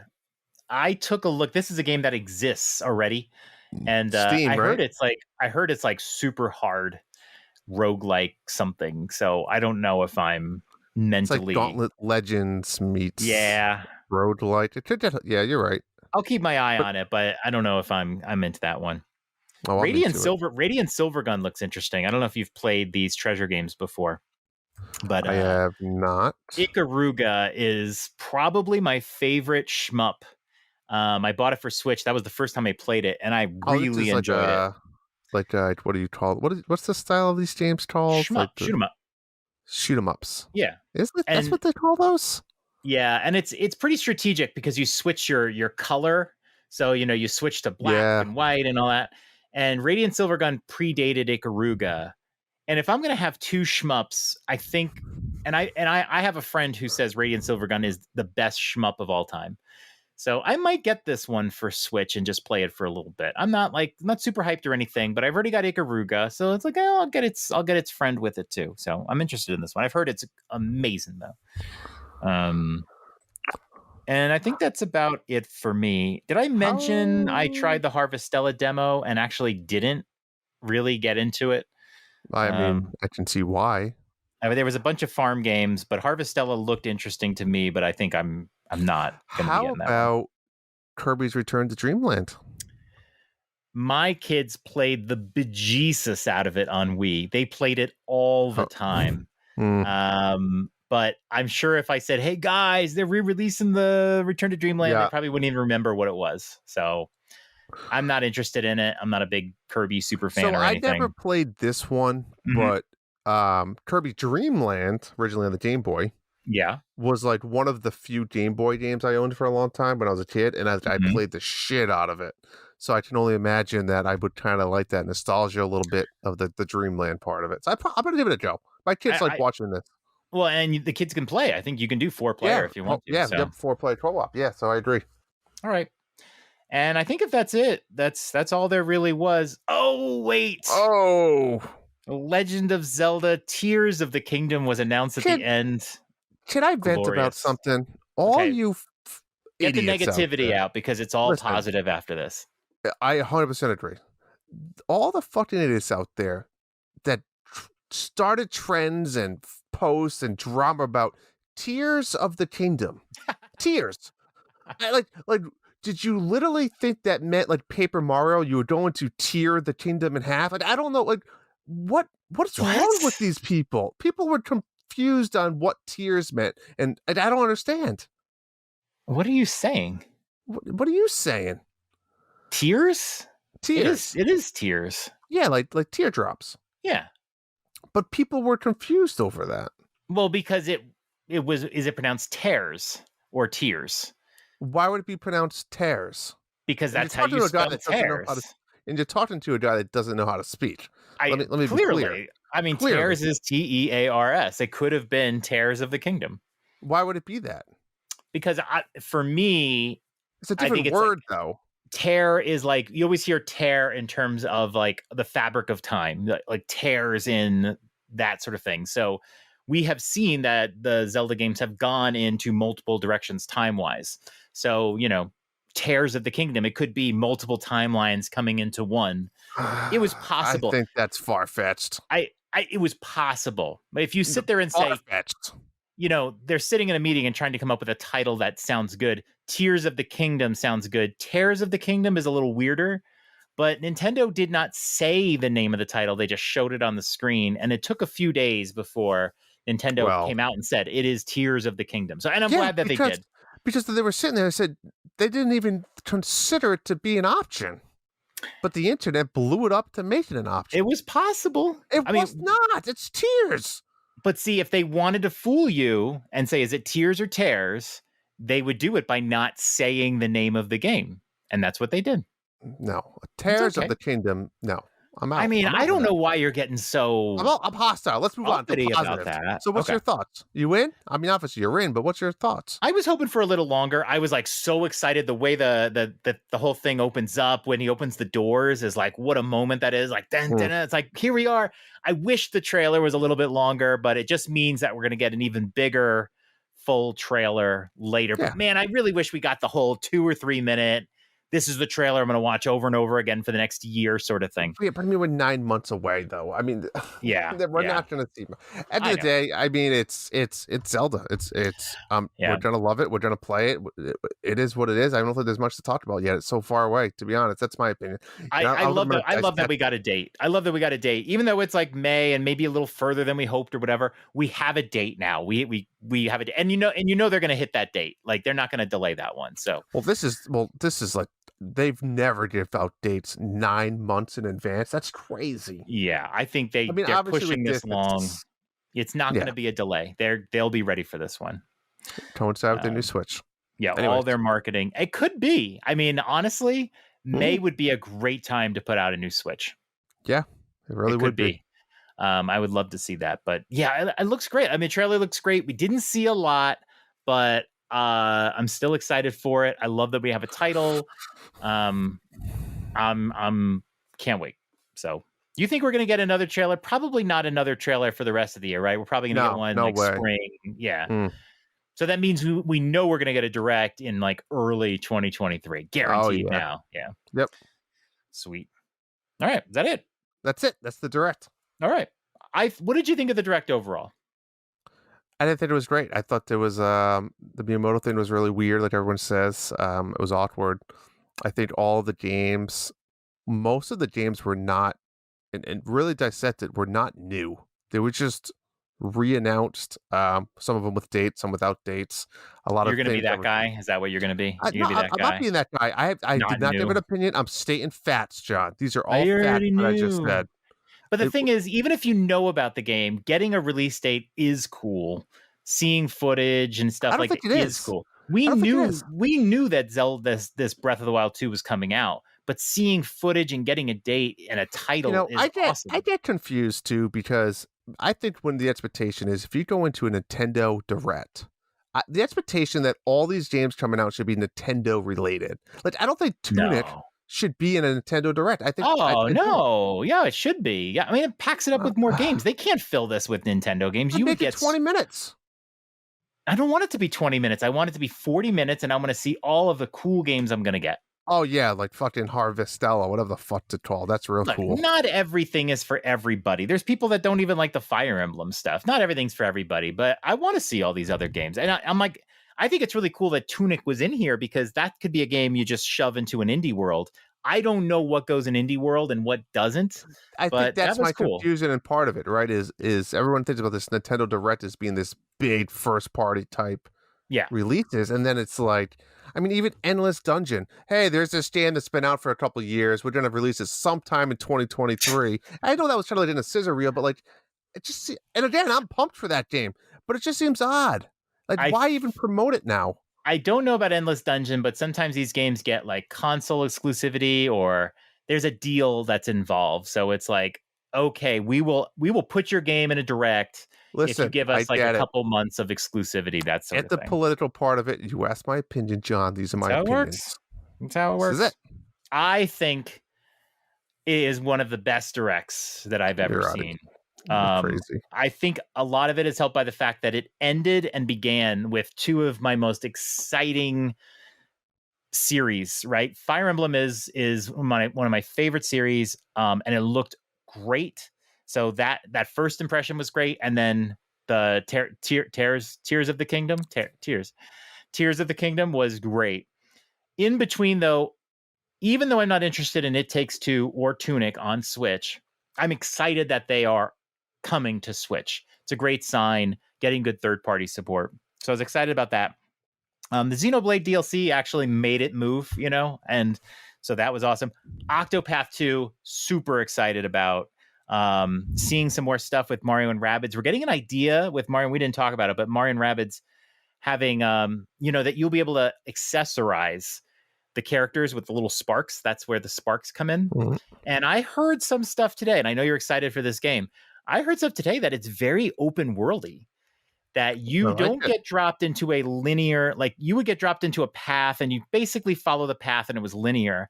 Now you can kind of explore and find levels and find side quests and stuff. So this game is really shaping up to be a possible game of the year contender. Good, because I need one still. I cannot wait. So that was interesting. And then, Pikmin 4, I was really excited that was announced. Switch Sports Golf looked way better than I thought. And, Radiant Silvergun was a cool thing. So I was excited about it. Is it the best one ever? No, I don't think it's the best one ever, but I was really excited about it. So I'm set. All right, moving on. Next on the agenda, I want to quickly talk about the mighty Bowser Lego, because it comes out this Friday, October 1st. Jonna, is this on your radar? Are you picking up this? I know you're not a huge Lego guy. Not even all. You can go ahead and talk about this. Don't care. Great. Well, there was some early. So a lot of these big Legos usually go on pre-sale. This one is not on pre-sale or pre-order. You cannot get it October 1st, which I thought was odd. Comes out Friday. Now they had some like for certain people that came out early that you could pre-order them for, and they sold out quick. You're already seeing people, those assholes online, posting it for sale for $400. Now they don't physically have it yet, but they got one of those early pre-orders in. Sometimes certain companies get them, or employees of even Lego and stuff like that can kind of get their hands on them. So already seen them for $400. It's only sells for $270. I say only, but comparing it to $400. And I will say, you got to be careful. There's actually scammers out there that they made a fake one. Right? You see a lot of those fake Lego companies out there. There's a fake one. I'll post the picture in Discord. Let me find it. It shows the fake one next to the real one. I mean, if it was by itself, you'd be like, oh, that's pretty cool. But when you compare it to the actual Lego one, you're like, oh my God, that's terrible. So just be careful. If you're not buying it through the Lego site, I would not buy it at all. There's always somebody, man. But yeah, this Friday, I'm pumped. I'm going to try to get it Friday morning. I wake up early enough for work, so hopefully I can jump on and try to order it. I like that they've put out so many sets because they started with the NES system. I mean, they have that other line of Mario figures. I know, but they're not as fun. But they did the NES, and then they did the Cube, the question. They did, yep. Question block. I have now both they're of doing those. this. So the fact that they're doing so many makes me not care to collect them. If I buy one, it'll be the NES one someday, but that will be it. That one was awesome. But because they're doing so many, I know I have no place to put it. So why should I buy any of them? And it's saving me so much money so I can buy another Switch.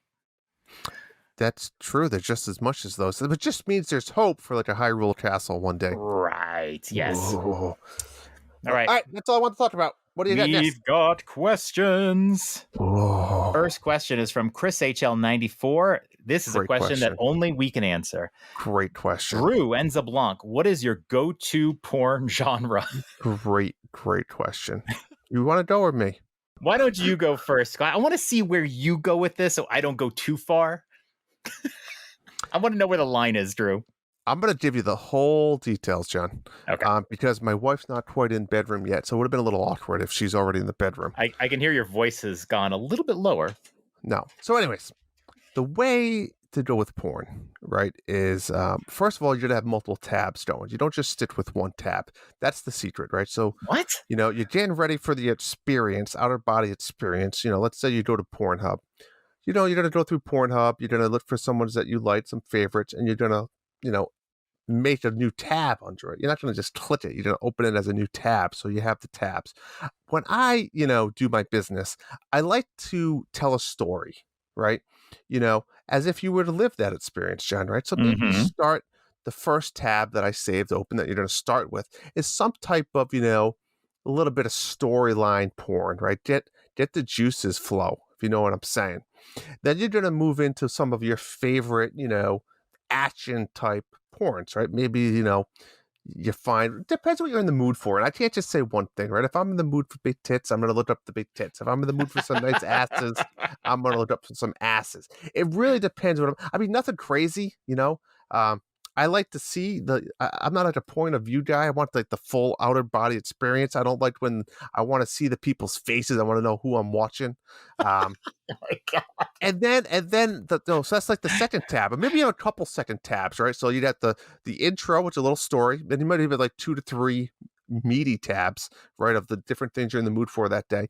And then you're going to end, your last tab is going to be some type of ejaculation, right? Because you want to finish when they finish, right? That's the key there. So wow, you sync up with that? I try to sync it right up. Good. Wow. So that's what I like to do. You have like 5 tabs open and it tells the story. My God. Balls in your court, John. How do I follow that? Hey, she wanted me to go first. You've got 5 tabs going on. You're syncing up to the action on the screen. Like, yeah. Wow. He's asking for genres. Okay, so answer the question. What's the genre? I told you it depends. That's the meat. That's the middle 3 tabs. Unless you count. It just depends what I'm in the genre. Mood for. What is it?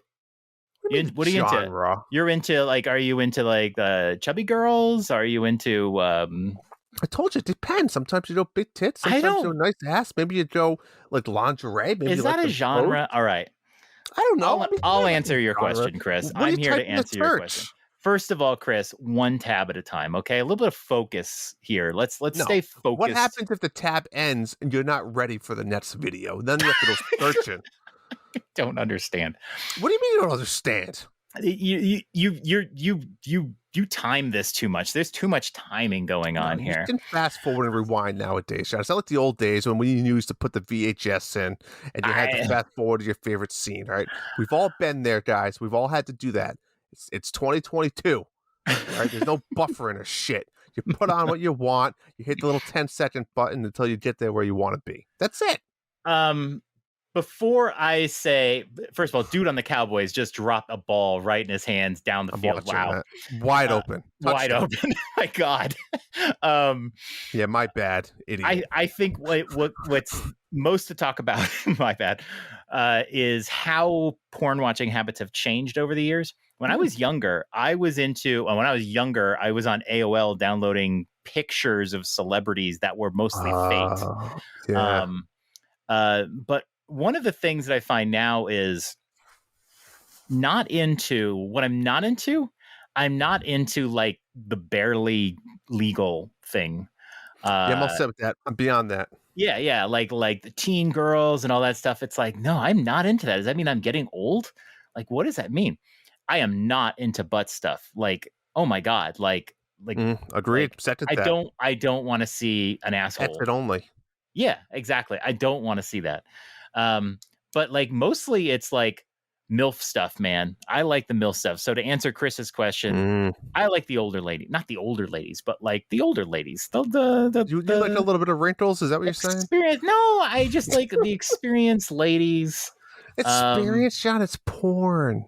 Some of them are not experienced. Did you ever like see? I don't give a shit if they have big tits and a nice ass. Why does it matter? I'm not into that. I'm not into like big boob stuff either. I don't know what I'm into. Like, so you yelled at me. You have no answer either. No, I do have an answer. I said MILF. That's it. Or stepmom. Stepmom is not to be. Stepmom. Yeah. Do you like the storyline? Like, are you watching the story? Or are you fast forwarding the story? I don't know what the definition of story is. What do you mean the build up? Sometimes there's 10 minutes of no nudity. I do. Yeah, I know. Sometimes it's like too much.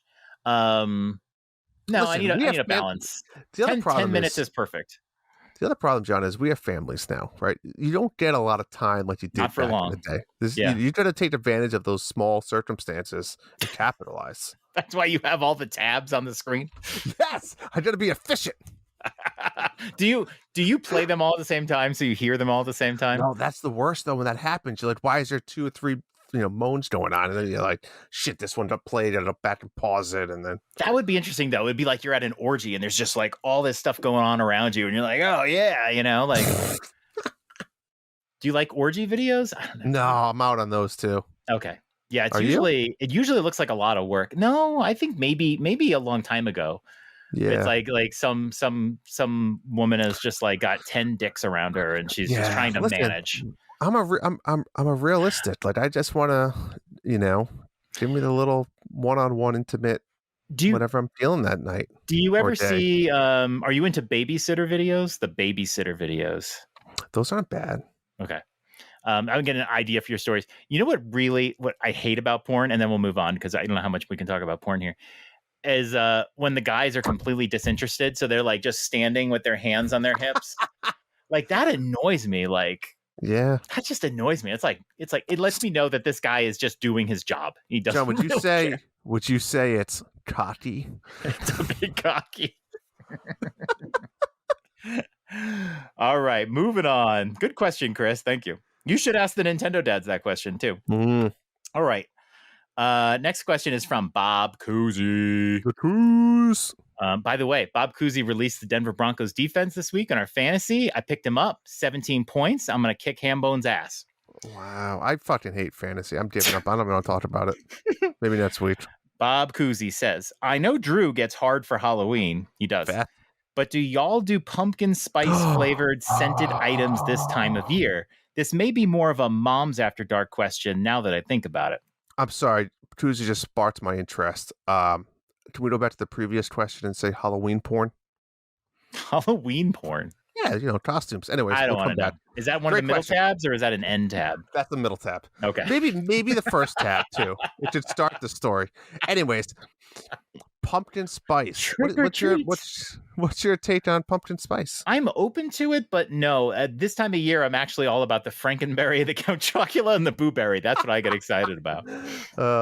You know, pumpkin spice is interesting, right? Because I'm not like a pumpkin spice coffee guy at all. In fact, I will even say pumpkin beer. I've tried like every like 3 or 4 years, but let me have a good. It's just it doesn't do it. And it's something I can't get down. Like, or you have like one beer, like this is good. Then you go buy a 12 pack, and you're like, fuck, I can't drink 12 of these things. It's too much. Right. So I stay away from it now. I will say I do love like a really good pumpkin muffin. If you want to splurge a little bit. Yeah, I can see that. But I like the pumpkin flavor, but just not in drinks. I think that's what I've come to a realization of. No pumpkin in any type of drink. Okay. I like pumpkin seeds, but yeah, not the pumpkin spice stuff. Yeah. Maybe I'll try it for you. You know what, Coos? I will try a pumpkin spice thing. We do Starbucks every Saturday morning. I'm going to try it. Is it out now? They're doing it now, right? Must be. Yeah. I'm going to try some Halloween pumpkin spice thing one time, assuming I don't like it, this week. And I'll report back. How do you know what to order? Just say, give me something pumpkin? I'll look at the menu. I usually, when we do our Starbucks Saturdays, I will get, and we make it Saturdays because otherwise I would drink so much of this stuff. I'm a white chocolate mocha guy, and I get a little sausage cheddar sandwich. Love it. But I can do without the drink. Can we agree that Starbucks has to be one of the worst places to display their menu? I feel like I get so lost looking at their menu. Yeah. Compared to any other place, it's like you don't even know like the coffee of the day. It's so confusing. They change it a lot too, and there's a lot of things not available. Blah blah blah blah. But yeah, anyway. I'll try something. What should I try? I don't even know. I'll look and see. I'll look and see. I'm not. You're asking the wrong guy. All right. Tim asks, you are always making sure everyone. This is for me. John. You are always making sure everyone is prepared for the worst every time a port is brought up for the Nintendo Switch. Why is that? Let me tell you why, Tim. Because we need a new Switch. The Switch is so old right now. It is 5.5 years old. And, we've seen this new generation of hardware coming, and Nintendo does not need to keep up with Xbox and PlayStation. We don't need it. I don't care. But it's got to stay somewhat up to date so that when games get ported, that they are a reasonable facsimile of the original. And into It Takes Two was such a fun game to play. And to see it just drop to this low frame rate, which graphically, there's an impact. I get it. I know that there's people, I know Drew, don't care about graphics as much. I am not a big graphic person either, but a game that's twitchy, a game like Sifu, any kind of brawler, has to have a really quick frame rate. It just lets you play better. Drew, can you imagine if Dig was like half the frame rate it is and you're just running through, and it needs to be twitchy and fast in order for it to be a fun, interactive experience. And I feel like we lose that. Dig isn't perfect. I'll tell you that. And then we're seeing games like It Takes Two and Sifu, both very noticeably downgraded from the original versions.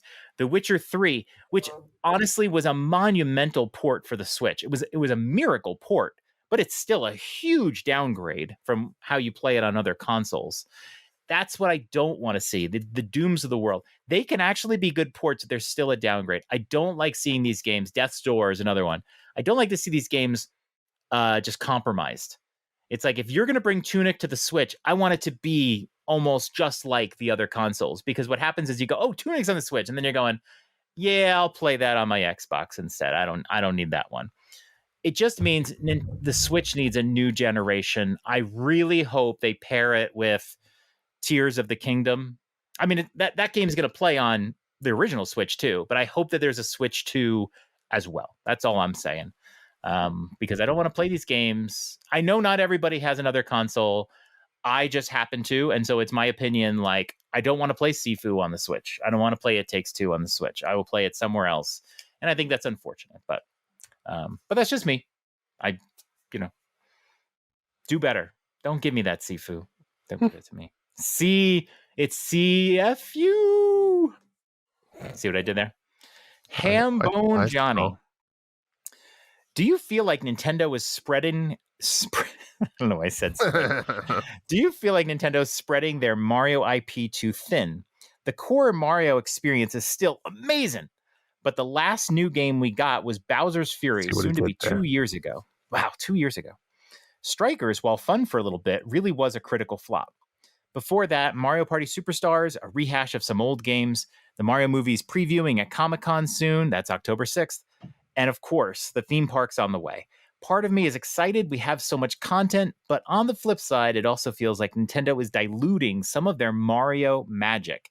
Curious to know where you guys stand on this as longtime Nintendo fans. Yeah, I mean, you're gonna get me fired up, Hambone, because I've said this multiple times recently. I believe is that I don't fucking understand. I just don't. I don't. I mean, we got like 4 or 5 new Kirby games, and don't get me wrong, Kirby's fine. Like 5 Kirby games if you count those online ones and this remake coming out and all these other ones since a Mario game. And you know what? Bowser's Fury, as good and excellent as it was, it's not even like I don't even consider that as a new Mario game in a weird way. You know, it wasn't. It was an add-on to another game. Like a mini one. Yeah. It was really fun. Yeah, but it wasn't an independent game that I bought. Right. You know, it was attached to the other game. This blows my mind, and I'll never like. I right. I mean, sure. Do you not want to put out another 2D Mario game that we've had millions of? Sure, I get it. Like, what other niche can you do? But at the same time, it's going to sell 5 million copies, and everyone's going to buy it. So why not? Right? The lack of Mario, even the lack of Zelda, just blows my mind. And I get it. Maybe this is a new era. Maybe they're trying to like have these new IPs and dig into the deep barrel of their old IPs and stuff. But Mario and Zelda, like, you got to capitalize. You need to be putting out a new Mario game every year. Bottom line. And that does not count Strikers or Mario Parties. That doesn't count that. You need a Mario platformer every year, remade or new. Like, I don't know. Odyssey is 5 years old. No really DLC, right? Didn't they have the Luigi thing or whatever it was? They had the balloon popping thing, which was kind of fun, but yeah, that's not like a real. It doesn't count, right? Yeah, like, It's like, how hard would it have been to add like here's 2 new worlds or Mario Odyssey 2? I'm shocked that we don't have an Odyssey 2 by now. I was shocked. It just blows my mind. So from a Mario point of view, from mainline, we've only had Odyssey and Bowser's Fury, right? That's the only ones. And for Zelda, we've only had... No. We had... I mean, we've had some ports. We've had ports. Ports. I'm sorry. Yes. Those are the only new IPs of Mario that we've had. Because we got 3D World, and then we got the Anniversary Collection. We got a lot of ports, but and then for Zelda, we've only had Breath of the Wild, and then I'm going to count Link's Awakening as a new game because it was totally. That's a totally thing. So we've really only had 2.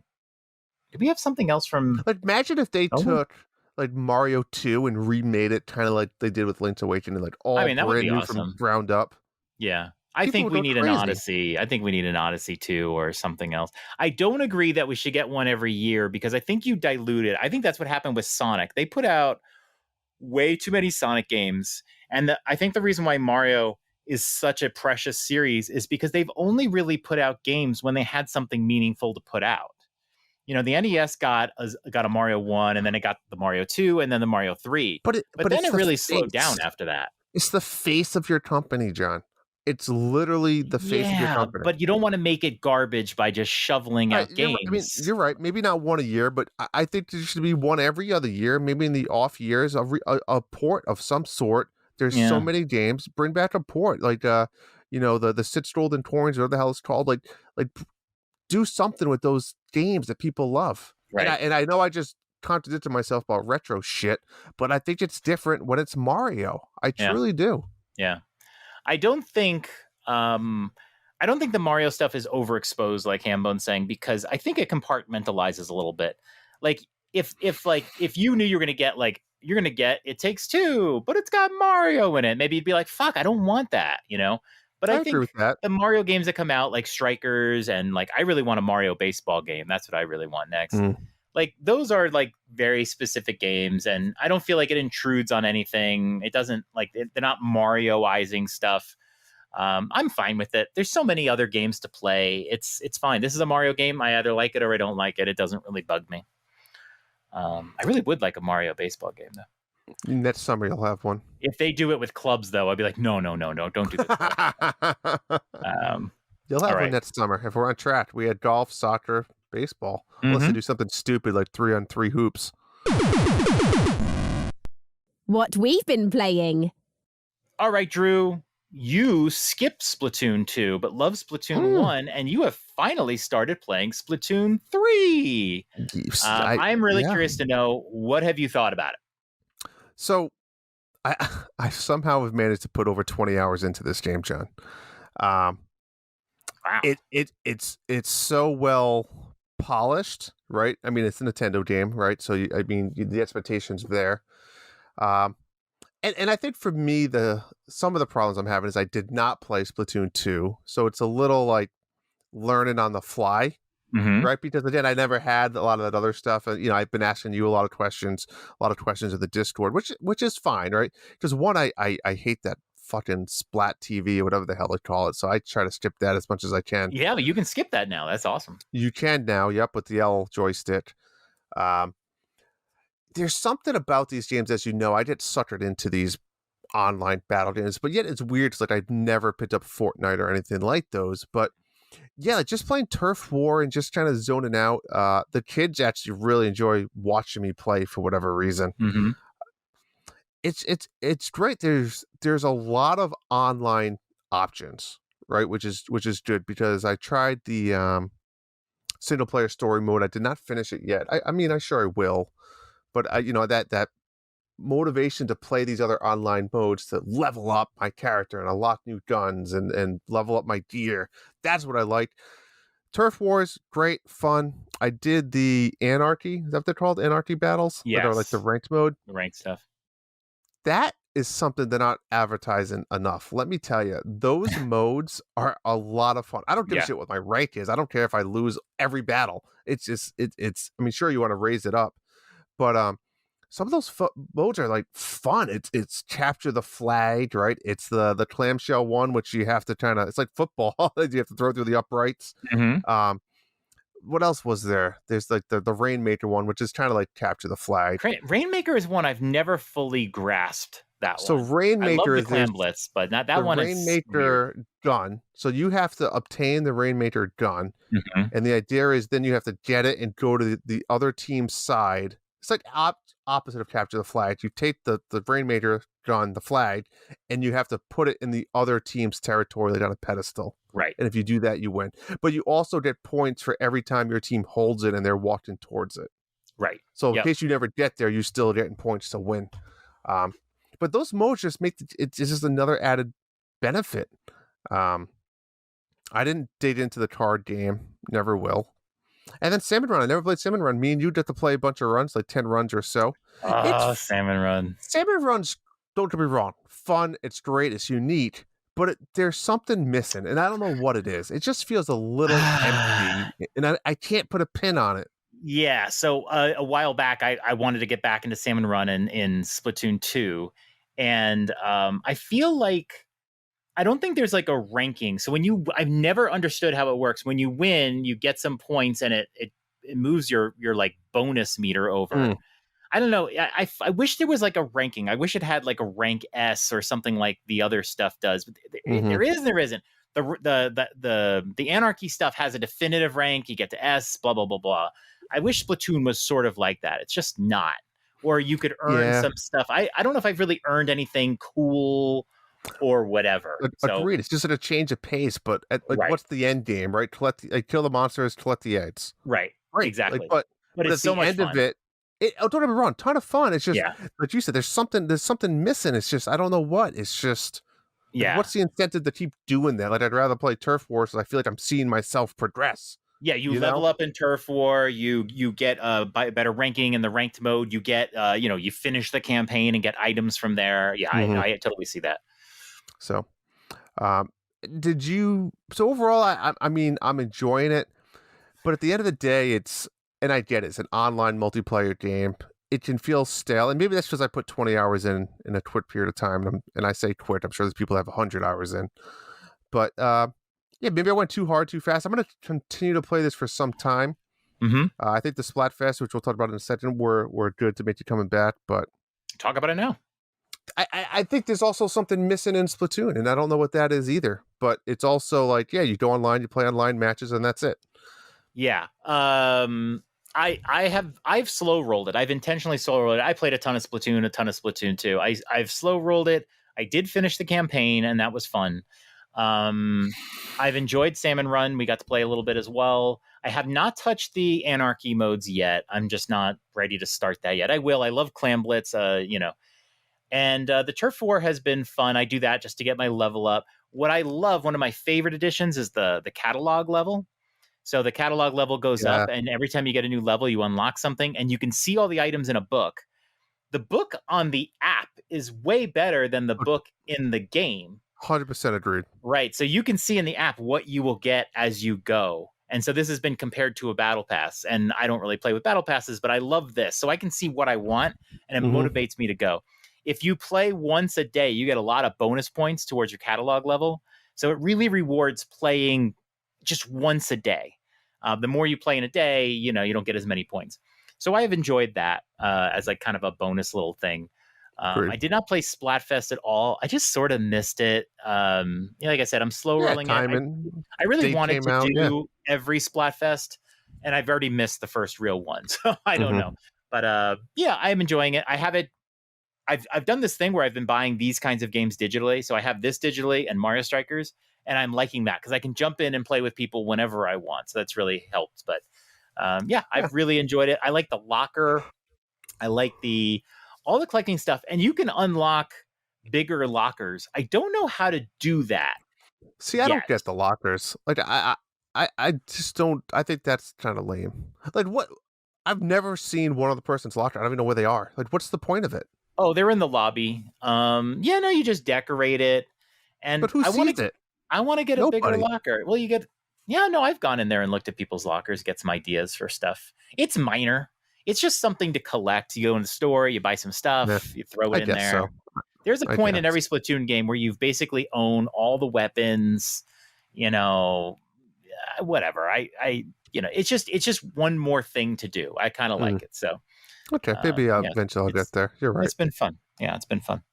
That's it. Yeah, Splatfest was fun. The Tricolor Wars were unique and fun and different, and overall, I mean, I'm enjoying it. It's not like my game of the year, but it's fun. Yeah. I wouldn't say I love it, but I definitely do not hate it. Okay. Somewhere in the middle. Ringing endorsement. They'll put it on the back of the box for the complete edition. I like it. Perfect. And then lastly, I'll just say my daughter's still fucking playing Dreamlight Valley. With your account. I see it. With my account. Because I talked about this, she has to play in my account or else she doesn't get the online stuff. And I did buy the wife Monkey Island, and it's funny. I've been playing on my side of the couch, and she's on her side of the couch, and like she's literally like giggling out loud sometimes. So it seems like she's having the time of her life over there playing it. I've heard nothing but good things about that game, and I said, if I played any of the other Monkey Island games, I'd probably play it, but I've never played them. You know what, John? You don't need to. That's my airplane game, baby. Monkey Island. You got a physical? No, but I can just. I think I can just download it. Can I? No, you have to be on her account. You have to be online. You sure? I can't just play on airplane mode? Well, you can steal her Switch, but... Well, I think I have her account on mine. Yeah, but Switch. If that's a secondary account, she has the primary account, right? So I'd have to bring her Switch instead of my Switch. Yeah, or you need to be able to get online. It's not a guarantee. I would not mess with it. I have to test it first. Fucking Nintendo. I always hear horror stories about people who had a big trip. I think the guy from NVC had a 12-hour flight and he was all excited and he went to start and he had a secondary Switch and he couldn't play anything. You want to avoid those nightmares. All right. Just stick to something you have a cartridge for. Okay. That's it. That's really, I think, all we got. What about you? I played through a few games. Some of these feel old, but I mean, I played the Quarry. It's a narrative game. It's made by Supermassive Games. I've never played a Supermassive Games game before, but I was really excited about this. So the Quarry is kind of a riff on 80s horror, and it brings in a whole bunch of elements of classic 80s horror games. So it's based around these camp counselors who have a run-in. I won't spoil that sort of stuff, but they have a run-in with death. And so obviously they're taking a lot from Friday the 13th. Some of the music sounds like Nightmare on Elm Street, and they really kind of lean into the whole VHS sort of thing. It is one of my favorite narrative games. It was so much fun to play through, and it's one of those games you want to play through multiple times. The big thing about this one is there's 7 camp counselors, and then there's some other characters you control too. All of the camp counselors can die, and all of the camp counselors can survive. So there's a lot of variance to the game, and I was really fascinated to see how they pulled this off, because the first time I played through, I had these 2 particular counselors die, right? Jacob and Emma, they both died. Not a spoiler, because anything can happen. And I played through the rest of the game, and I was just fascinated. Like, what happens if they survived? How do they redo all these scenes with those characters? Well, they do split things off a little bit. So they don't have all the characters together. They do split off, so that helps them to divvy it up. But when I finally played, and I didn't have a great ending the first time, when I played through it the second time, there were whole scenes where I played with one character that there were now multiple characters in. They're talking to each other, different choices going on. So it was like magical. Like, wow, this is really neat. This whole scene feels so different because this character that wasn't there before is there now.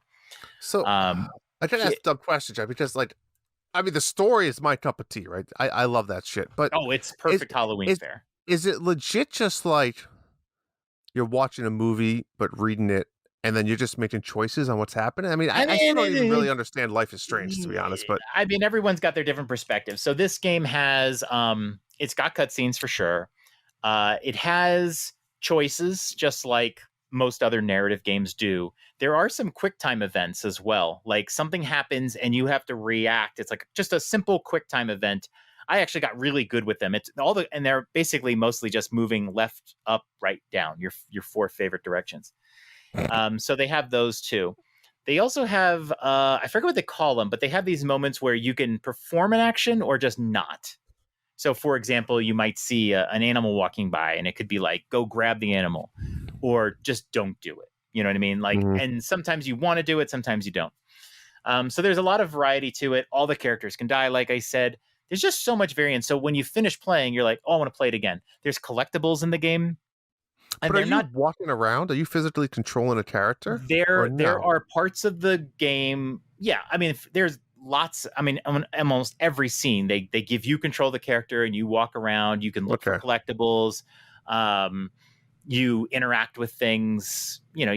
There's always, in these narrative games, there's tons of things you can interact with that are not important to the game. They're just for fun.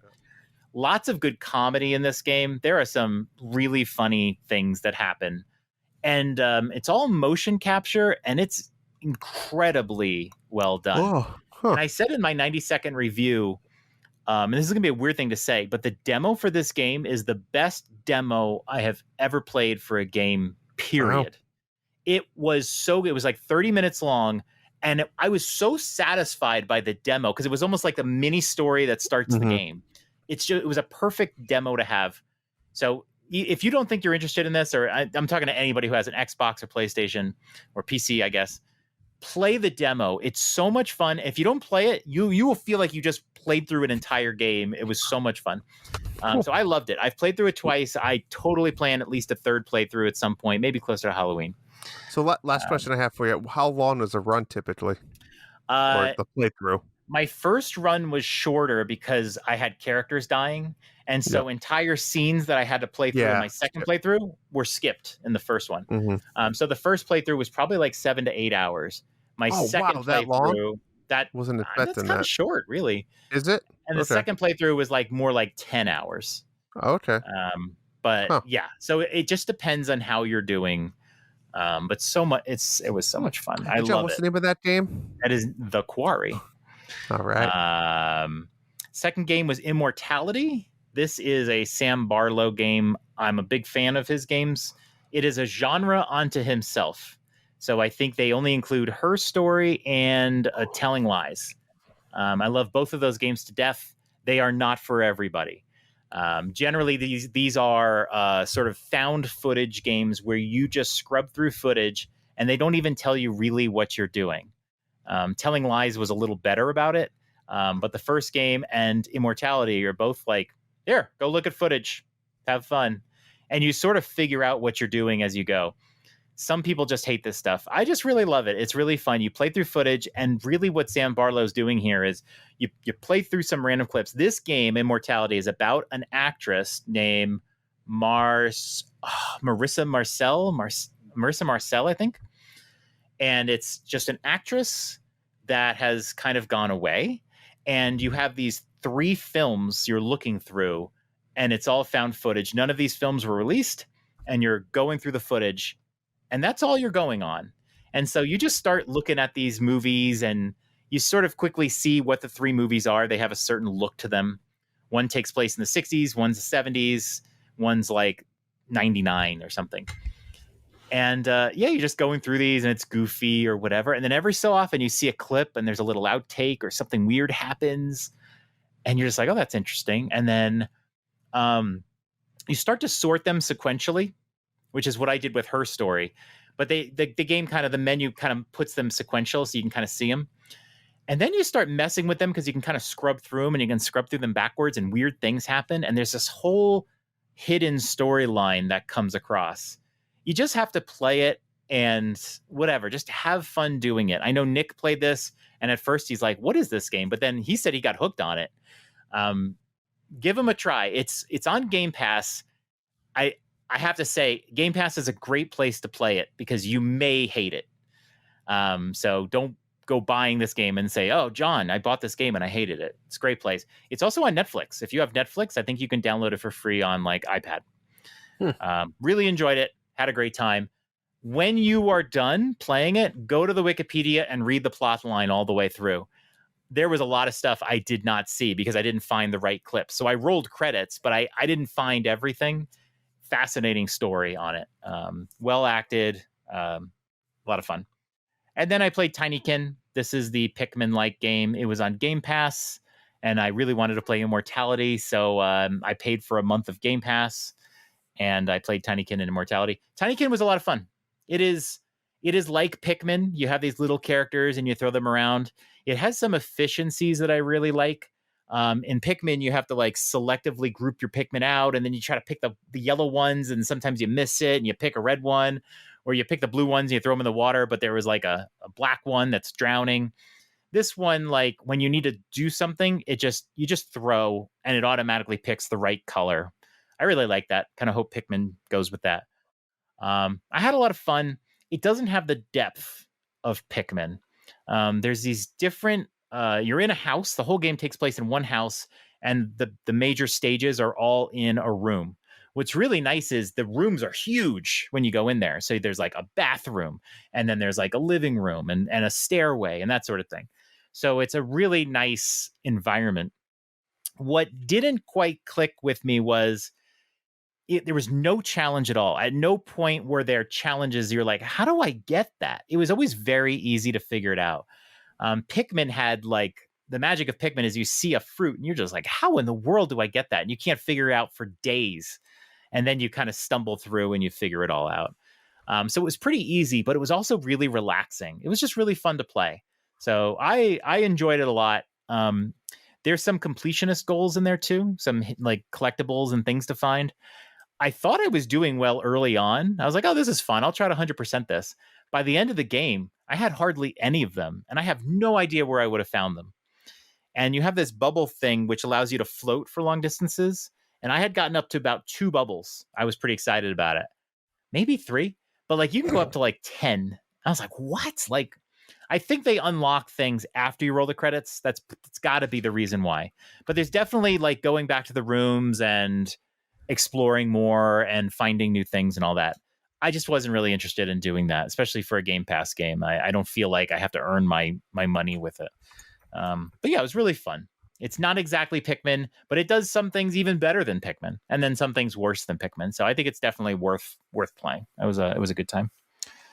And that's it. I've been playing another game. I'll talk more about that next week. But and then we have one other thing we're going to talk about. But is that it? That's all for you? That's it for me. Okay. Well, we got one last thing, and it's one last game. Let's talk about it. And now, one last thing. So, John, I wanted to first off start by saying you had a great episode last week about your little special about roguelites. Really enjoyed listening to it. And for myself, I felt proud because I think there was 8 or 9 of your top 10 I played. Yeah, we're both fans. I did 8. I did not play the one that was sounded intriguing about what was the name of it, about the island? Like you were stuck on a deserted island or something, I thought you said, and you had to start at nighttime and you had to survive. Oh, Don't Starve. Don't Starve. That's the one. Yeah. And the other one I've never played, but I always wanted to, was The Binding of Isaac. Binding of Isaac is really good. It is a classic roguelike. Yeah. There's nothing weird or whatever. It's like, I think it's a lot of what a lot of the roguelike games are modeled after. You would really enjoy that one. Yes, I just those I think I played all the other 8. So great episode. And I think that just kind of goes into what we wanted to talk about today, which is our one last thing, is Shovel Knight Dig. Yes. You talked a little bit about the hype train that you got from getting the game code and playing with Sebastian through Steam, though it kind of solidified, I think, that you were, I mean, I thought you were always going to probably get the game on Switch, but it really solidified. Absolutely. Yeah. And it really solidified, like, Drew, you should get this game as well. You're going to love it. I was really happy. You were not going to get this one. I was really happy you joined. I've been hyped for this for a year. I have been. And I love the Shovel Knight universe. Never a question.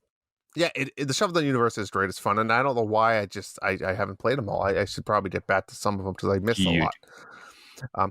But one thing this game did, I don't want to talk about bads first because this game is excellent, but it reminded me of a lot of the roguelites you talked about is, and maybe this is the whole roguelite, concept, but a lot of things that bother me is like the mystery, right? Like you just don't know like what this does. And it's a lot of like discovery and playing run after run after run to figure out. And sometimes still you don't know what it means. Like what branch and path should I take? I don't know because I don't really know what those signs mean and stuff like that. But overall, I guess, John, why don't you do the justice of describing what Shovel Knight Dig is? Because if you ask me to say it, I'll just going to say up, left, down, right, which also is what Road Legacy, that was the game I described it as. If you remember, that was the one where it all started. Yeah, I love the down. There's a lot of down in this game.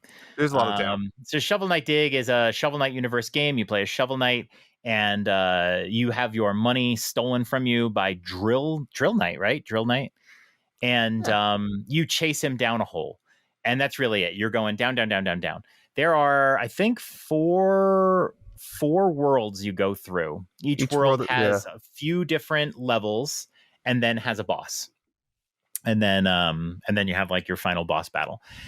And then, just like with any roguelike, the goal is not just to like get to the end, but you always constantly want to be improving your character, right? Maybe fighting some extra enemies or going into a bonus room and try to improve yourself because that's going to get you to the bottom. You could increase your health. You can increase your weapons, your side weapons, your accessories. There's a ton of that in this game. There's armor, all sorts of things. So every run is you trying to like get more powerful to handle kind of the more difficulty later on. The graphics are beautiful. If you've played Shovel Knight, you know what we're talking about. It looks even better than Shovel Knight. The boss battles are fun. It's just a great game. I can't say enough. In my 90-second review, I gave it a 9.5 out of 10. I feel like it totally earns it. But like what you're saying is, as you're going through, you're not always informed about what it is that you're doing. And what I wanted to say to kick this off is, doesn't this game remind you of Downwell a little bit? Oh my God. That was literally one of my comments. I said, I'm going to say this tonight because it's funny. It's not just because you go down, right? That's not the only reason it reminds me of, but that's not the only reason, right? I mean, the secret rooms that you peel off to the left and right. Yeah, it's just like Downwell. Yeah. Yep. Sometimes it's like a weird maze, as odd as that sounds, to navigate down. And then you're not going straight down. Right. There's like little bumps and bruises. And the thing about this game that's interesting is it is procedurally generated, but Not really. All the little areas, they must have made thousands of areas because they stitch them together randomly. But each one, it's not there's a unique challenge as you go down screen by screen by screen. Those are all custom crafted, and then they just sort of patch them together. So you'll see certain things multiple times. They've made thousands of variations on the thing. So it feels like a handcrafted game that is just random every time you go. It's great. But it does feel like Downwell because you're trying to get down. But if you play Downwell and just skip all the shops and the little bonus areas, you're not gonna be powerful enough to get to the end. And that's the same here. And there's so many bonus areas in this game. There's so many extra things and to do. there's so many fun little things. I love the idea of how like the keys and the eggs and these little things follow behind you. And like you said, there's lots of stuff. And I don't want to get too spoilery because it's new, but even like the little eggs can hatch into little helpers. And then all the keys, like, oh, which type of room. And I even love the idea of there's 3 types of keys. Right? Yeah. I thought this was genius, right? So there's a steel key, which is kind of indestructible. It can't get destroyed. There's like the wooden key, which if it catches on fire, it's going to burns away. And then there's the glass key, which can break very easily if you drop or an enemy hits it or stuff like that. So genius concept. I don't know from all the video gaming I can think of that I've ever seen something like that. Well, the thing about it was when you were talking about how you don't get informed of stuff, I remember one of the things in this game was, what are all these keys? Do they do different things? Like, what are all these keys? And the keys actually all do the same thing. They don't like, it's not like, oh, these open chests and these open doors. They all do the same thing, but it's just they're made up of different properties so that you might lose them along the way. If you get hit by an enemy, you'll drop it or it'll break. It just depends on the key. But that took a while to figure out. One of the other things that I still don't know, when you get to, usually when you finish a stage, you get like a fork in the road. You can go down any 2 tunnels. Correct. Right. And the 2 tunnels are usually the same world, whatever. Sometimes there's this like other world you can get into because there's the secret garden and then the smelting. So like, I haven't figured out like, whatever, but I like the secret garden. I find easier. So I always go to the secret garden, but there's like a fork in the road and there's these like signposts and I have not been able to figure out what the signposts hint at. Clearly they're hinting at what you might find. I've seen one sign that's an apple and I'm like, oh, that must mean that wild food or something. That gopher guy. Yeah.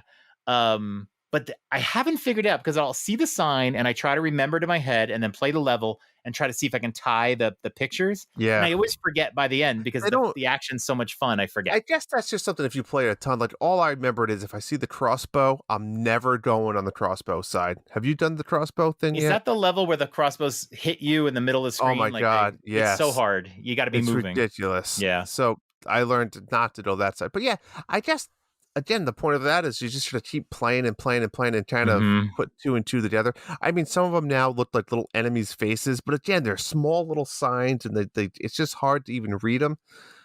They definitely mean something. There's a gold star too. Yeah, I don't know what that means either. Or sometimes they have like the what do you call it? The lawyer little weighted the scale. Yeah. Yeah, they have like those. It's funny. I don't know what most of the symbols mean, but I enjoy trying to get myself to figure them out.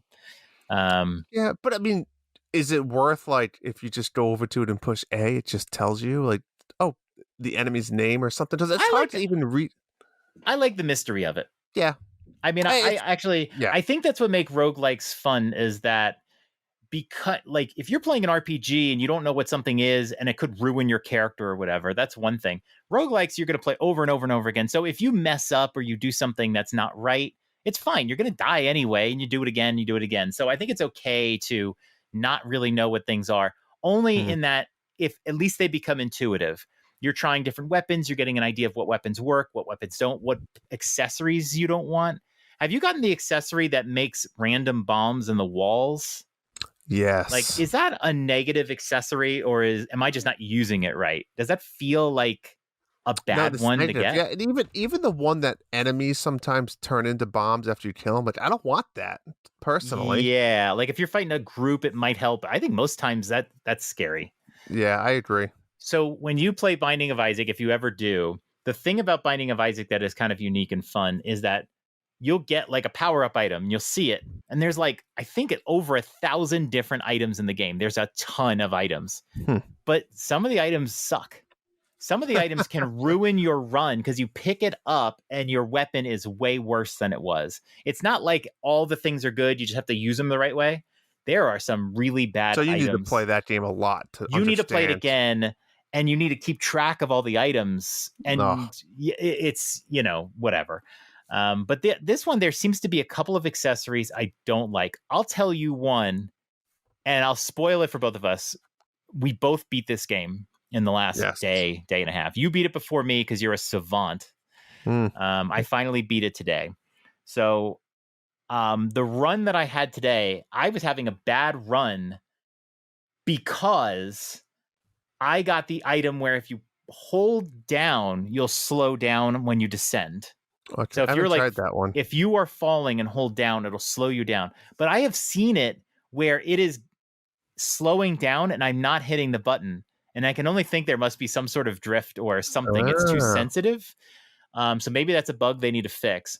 But also, like, I instinctively press down as I'm going down because in the original Shovel Knight games, you had to hold down to put the shovel down. In this game, when you're falling, the shovel's always automatically down. So sometimes I slow down when I don't want to. So I was trying to figure out how to get rid of the thing. But I happened to win this run while doing it. I wish those upgrades were permanent as well. When you talk to the guy and he gives you those weapon upgrades, but they are completely not. Yeah. But he says to go talk to him at his tomb. I don't know. But there's so many side characters and things that you'll sort of learn and discover as you go. It's a fun game. Yeah. Yep. Overall, it's just fun. Like you said, I beat it twice, and I have a feeling I'm not quite done with it yet. Yep. I will say though, I'm getting to the point. Like, don't get me wrong, there's some great achievements and stuff, but there's not a big incentive to keep playing it. I guess once you beat it, it's kind of like, I think it depends. You beat it, you're doing a lot more stuff. What's the end game? There's no difficult, you know what I'm saying? There's nothing else to go. I'm going to keep playing this game, although it may not be, I may not play this exclusively or as obsessively as I have been. Correct. You can definitely try to like find all the armor. That's the big thing I'm doing now. That's what I've been doing as well. Yeah, you got to find the blueprints for the armor, and then you can buy the armor. There is also the feats. There are, again, just like all Shovel Knight games, tons of feats.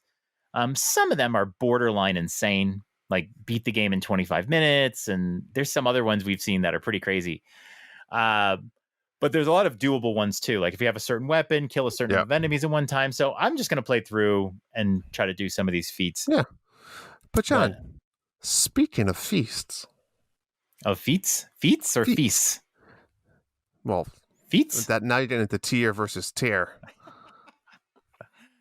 The feats. The feats. We have a bounty. We do. We hinted at a bounty earlier. Did you figure it out? We are going to do a Shovel Knight dig bounty. And I'm excited. I wish we could do it. I know. Me too. Whatever. This is going to be a fun one. We talked about for quite a while what kind of feat. We want to just roll credits. What kind of feat? But we are going to give $20 to the first person who can do this very completionist feat. And that feat is called Decked Out. And in order to complete that feat, you have to buy all the armor, find all the relics and accessories in the game. The accessories you buy, when you buy them, they become available in your playthrough. So you have to unlock all of them and get the Decked Out feat. First person to do that, we're going to give you $20. We felt bad about the Lego thing for 10. We're going to give you $20 for that one. So we hope that you are playing Dig and enjoying Dig and want to get all the thingies. What should we make them do when they take the picture of it? Grab a shovel? What should we do? I was going to say that. I kind of want someone to grab a shovel. Not everyone has a shovel. Who but let's doesn't do it anyway. Have a shovel? If you don't have a shovel, draw a picture of a shovel. Yeah. On a piece of paper. Take a picture with your Switch next to a real shovel, a figurine shovel, a drawing of a shovel, but a shovel has to be involved. Yep. Deal. Okay. Cool. I think it'll be fun. I'm going to try to do this one myself, actually. I might try too. It's fun. It gives you a reason to keep playing the game after you beat it. I need a game now, Drew. I need a game. I need a game too, John. Let's find one together again. Yeah. I'm going to play a certain game tomorrow, but maybe not all the way through. But I'm going to play a certain game tomorrow. Well, John, speaking of that, what's coming up the next couple of weeks? We have a very good couple of weeks. I think there's something for everybody. Tomorrow, of course, the Life is Strange Arcadia Bay collection. Of course. Max and Chloe are making their way to the Switch for the first time. Amazon will be bringing it to me tomorrow. I don't know if I even have to say it, but I cannot recommend this game enough. It is my favorite game of all time. So super excited to have it on Switch, and I think Michelle's going to finally be able to play it, so that's cool. Also tomorrow, oh wait, did I say tomorrow? Yeah, tomorrow. Tunic. Tomorrow, Tuesday. Tunic is landing on Switch. So by the time you're hearing this, it's today. Tunic lands on Switch September 27th as well. So that'll be pretty awesome. September 30th. Man, this is the week for me. Thursday. Woo. Bayonetta physical edition. First time physical on the Switch. I think first time physical. No, I guess it was physical on the Wii U, right? First time physical dedicated version of the original Bayonetta. It's not as good as Bayonetta 2, but it's a lot of fun and it has a lot of the storyline in it. So that comes out physical on September 30th. Then October 6th, we get Nier Automata. Oh no, I learned how to pronounce this. Nier Automata. I call it Automata. Nier Automata, the Edge of the Yora edition. I think that's just a complete edition of the game. That comes out October 6th. Again, not the best port. Kind of a shabby port, but whatever. Then also October 6th, really looking forward to this one. The Mario movie trailer. Oh, yeah. New York Comic Con. Is that what the name of it is? I think it's New York Comic Con. Mm-hmm. I cannot wait to see this trailer. Cannot Me too, wait. I'm pumped. Yeah. So that's October 6th. And then October 7th, No Man's Sky makes its way to Switch. Not a cloud version, amazingly enough. Also, maybe a little shabby. So yeah, but a good couple weeks. I think everyone that I've seen in the Discord is excited about something here, whether it be Tunic or No Man's Sky. I think everyone's excited for something. So yeah, super excited. This is fun. Sometimes we have nothing to report, and sometimes we just have everything. That's it. That's just it. Depends. Just depends. It's good. That was a fun show. I'm excited. Great show. That was a fun show. Too bad the direct didn't come out right before our show. That's all right. People like okay. it. We refreshed your memory. That's we waited. We waited on it. But when's the next direct happening? Before we go, a little bit of errata. I had this on my private notes and I missed it, and I think it's just fun enough. I do want to add it right here. When I talked about the Quarry and all the performances are motion captured, and if you look at the actors, they look like the characters from the show. But there are some interesting characters in this show, and I have 5 of them. I just want to say real quick. Oh my god! No, it's real quick. The lady that plays Abigail in the game, and if you play it, is Ariel Winter. Ariel Winter is the voice of Sophia the First. So that's the first one.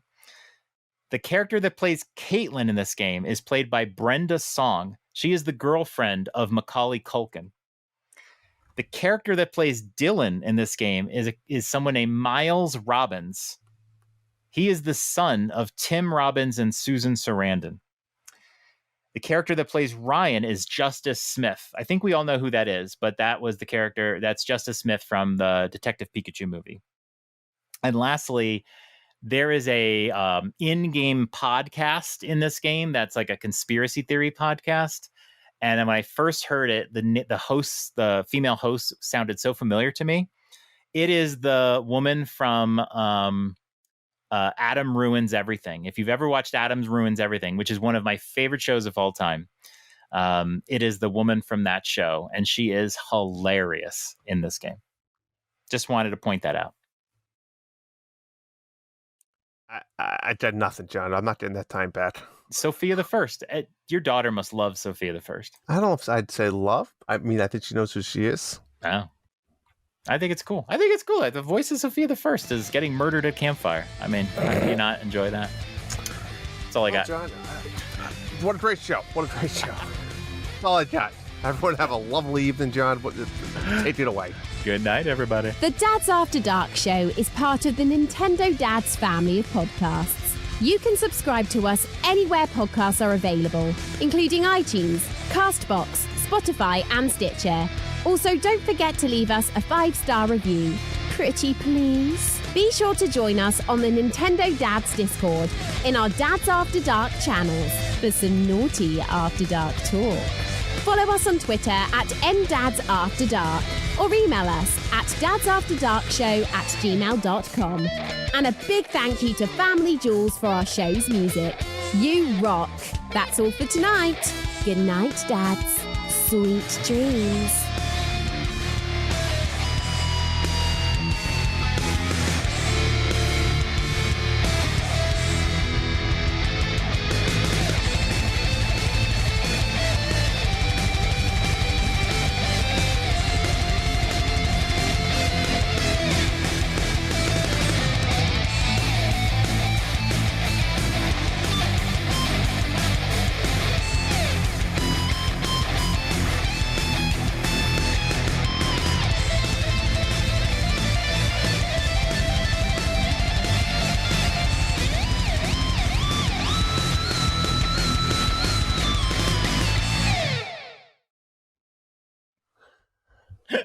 I love that it's Kevin. Did you change that?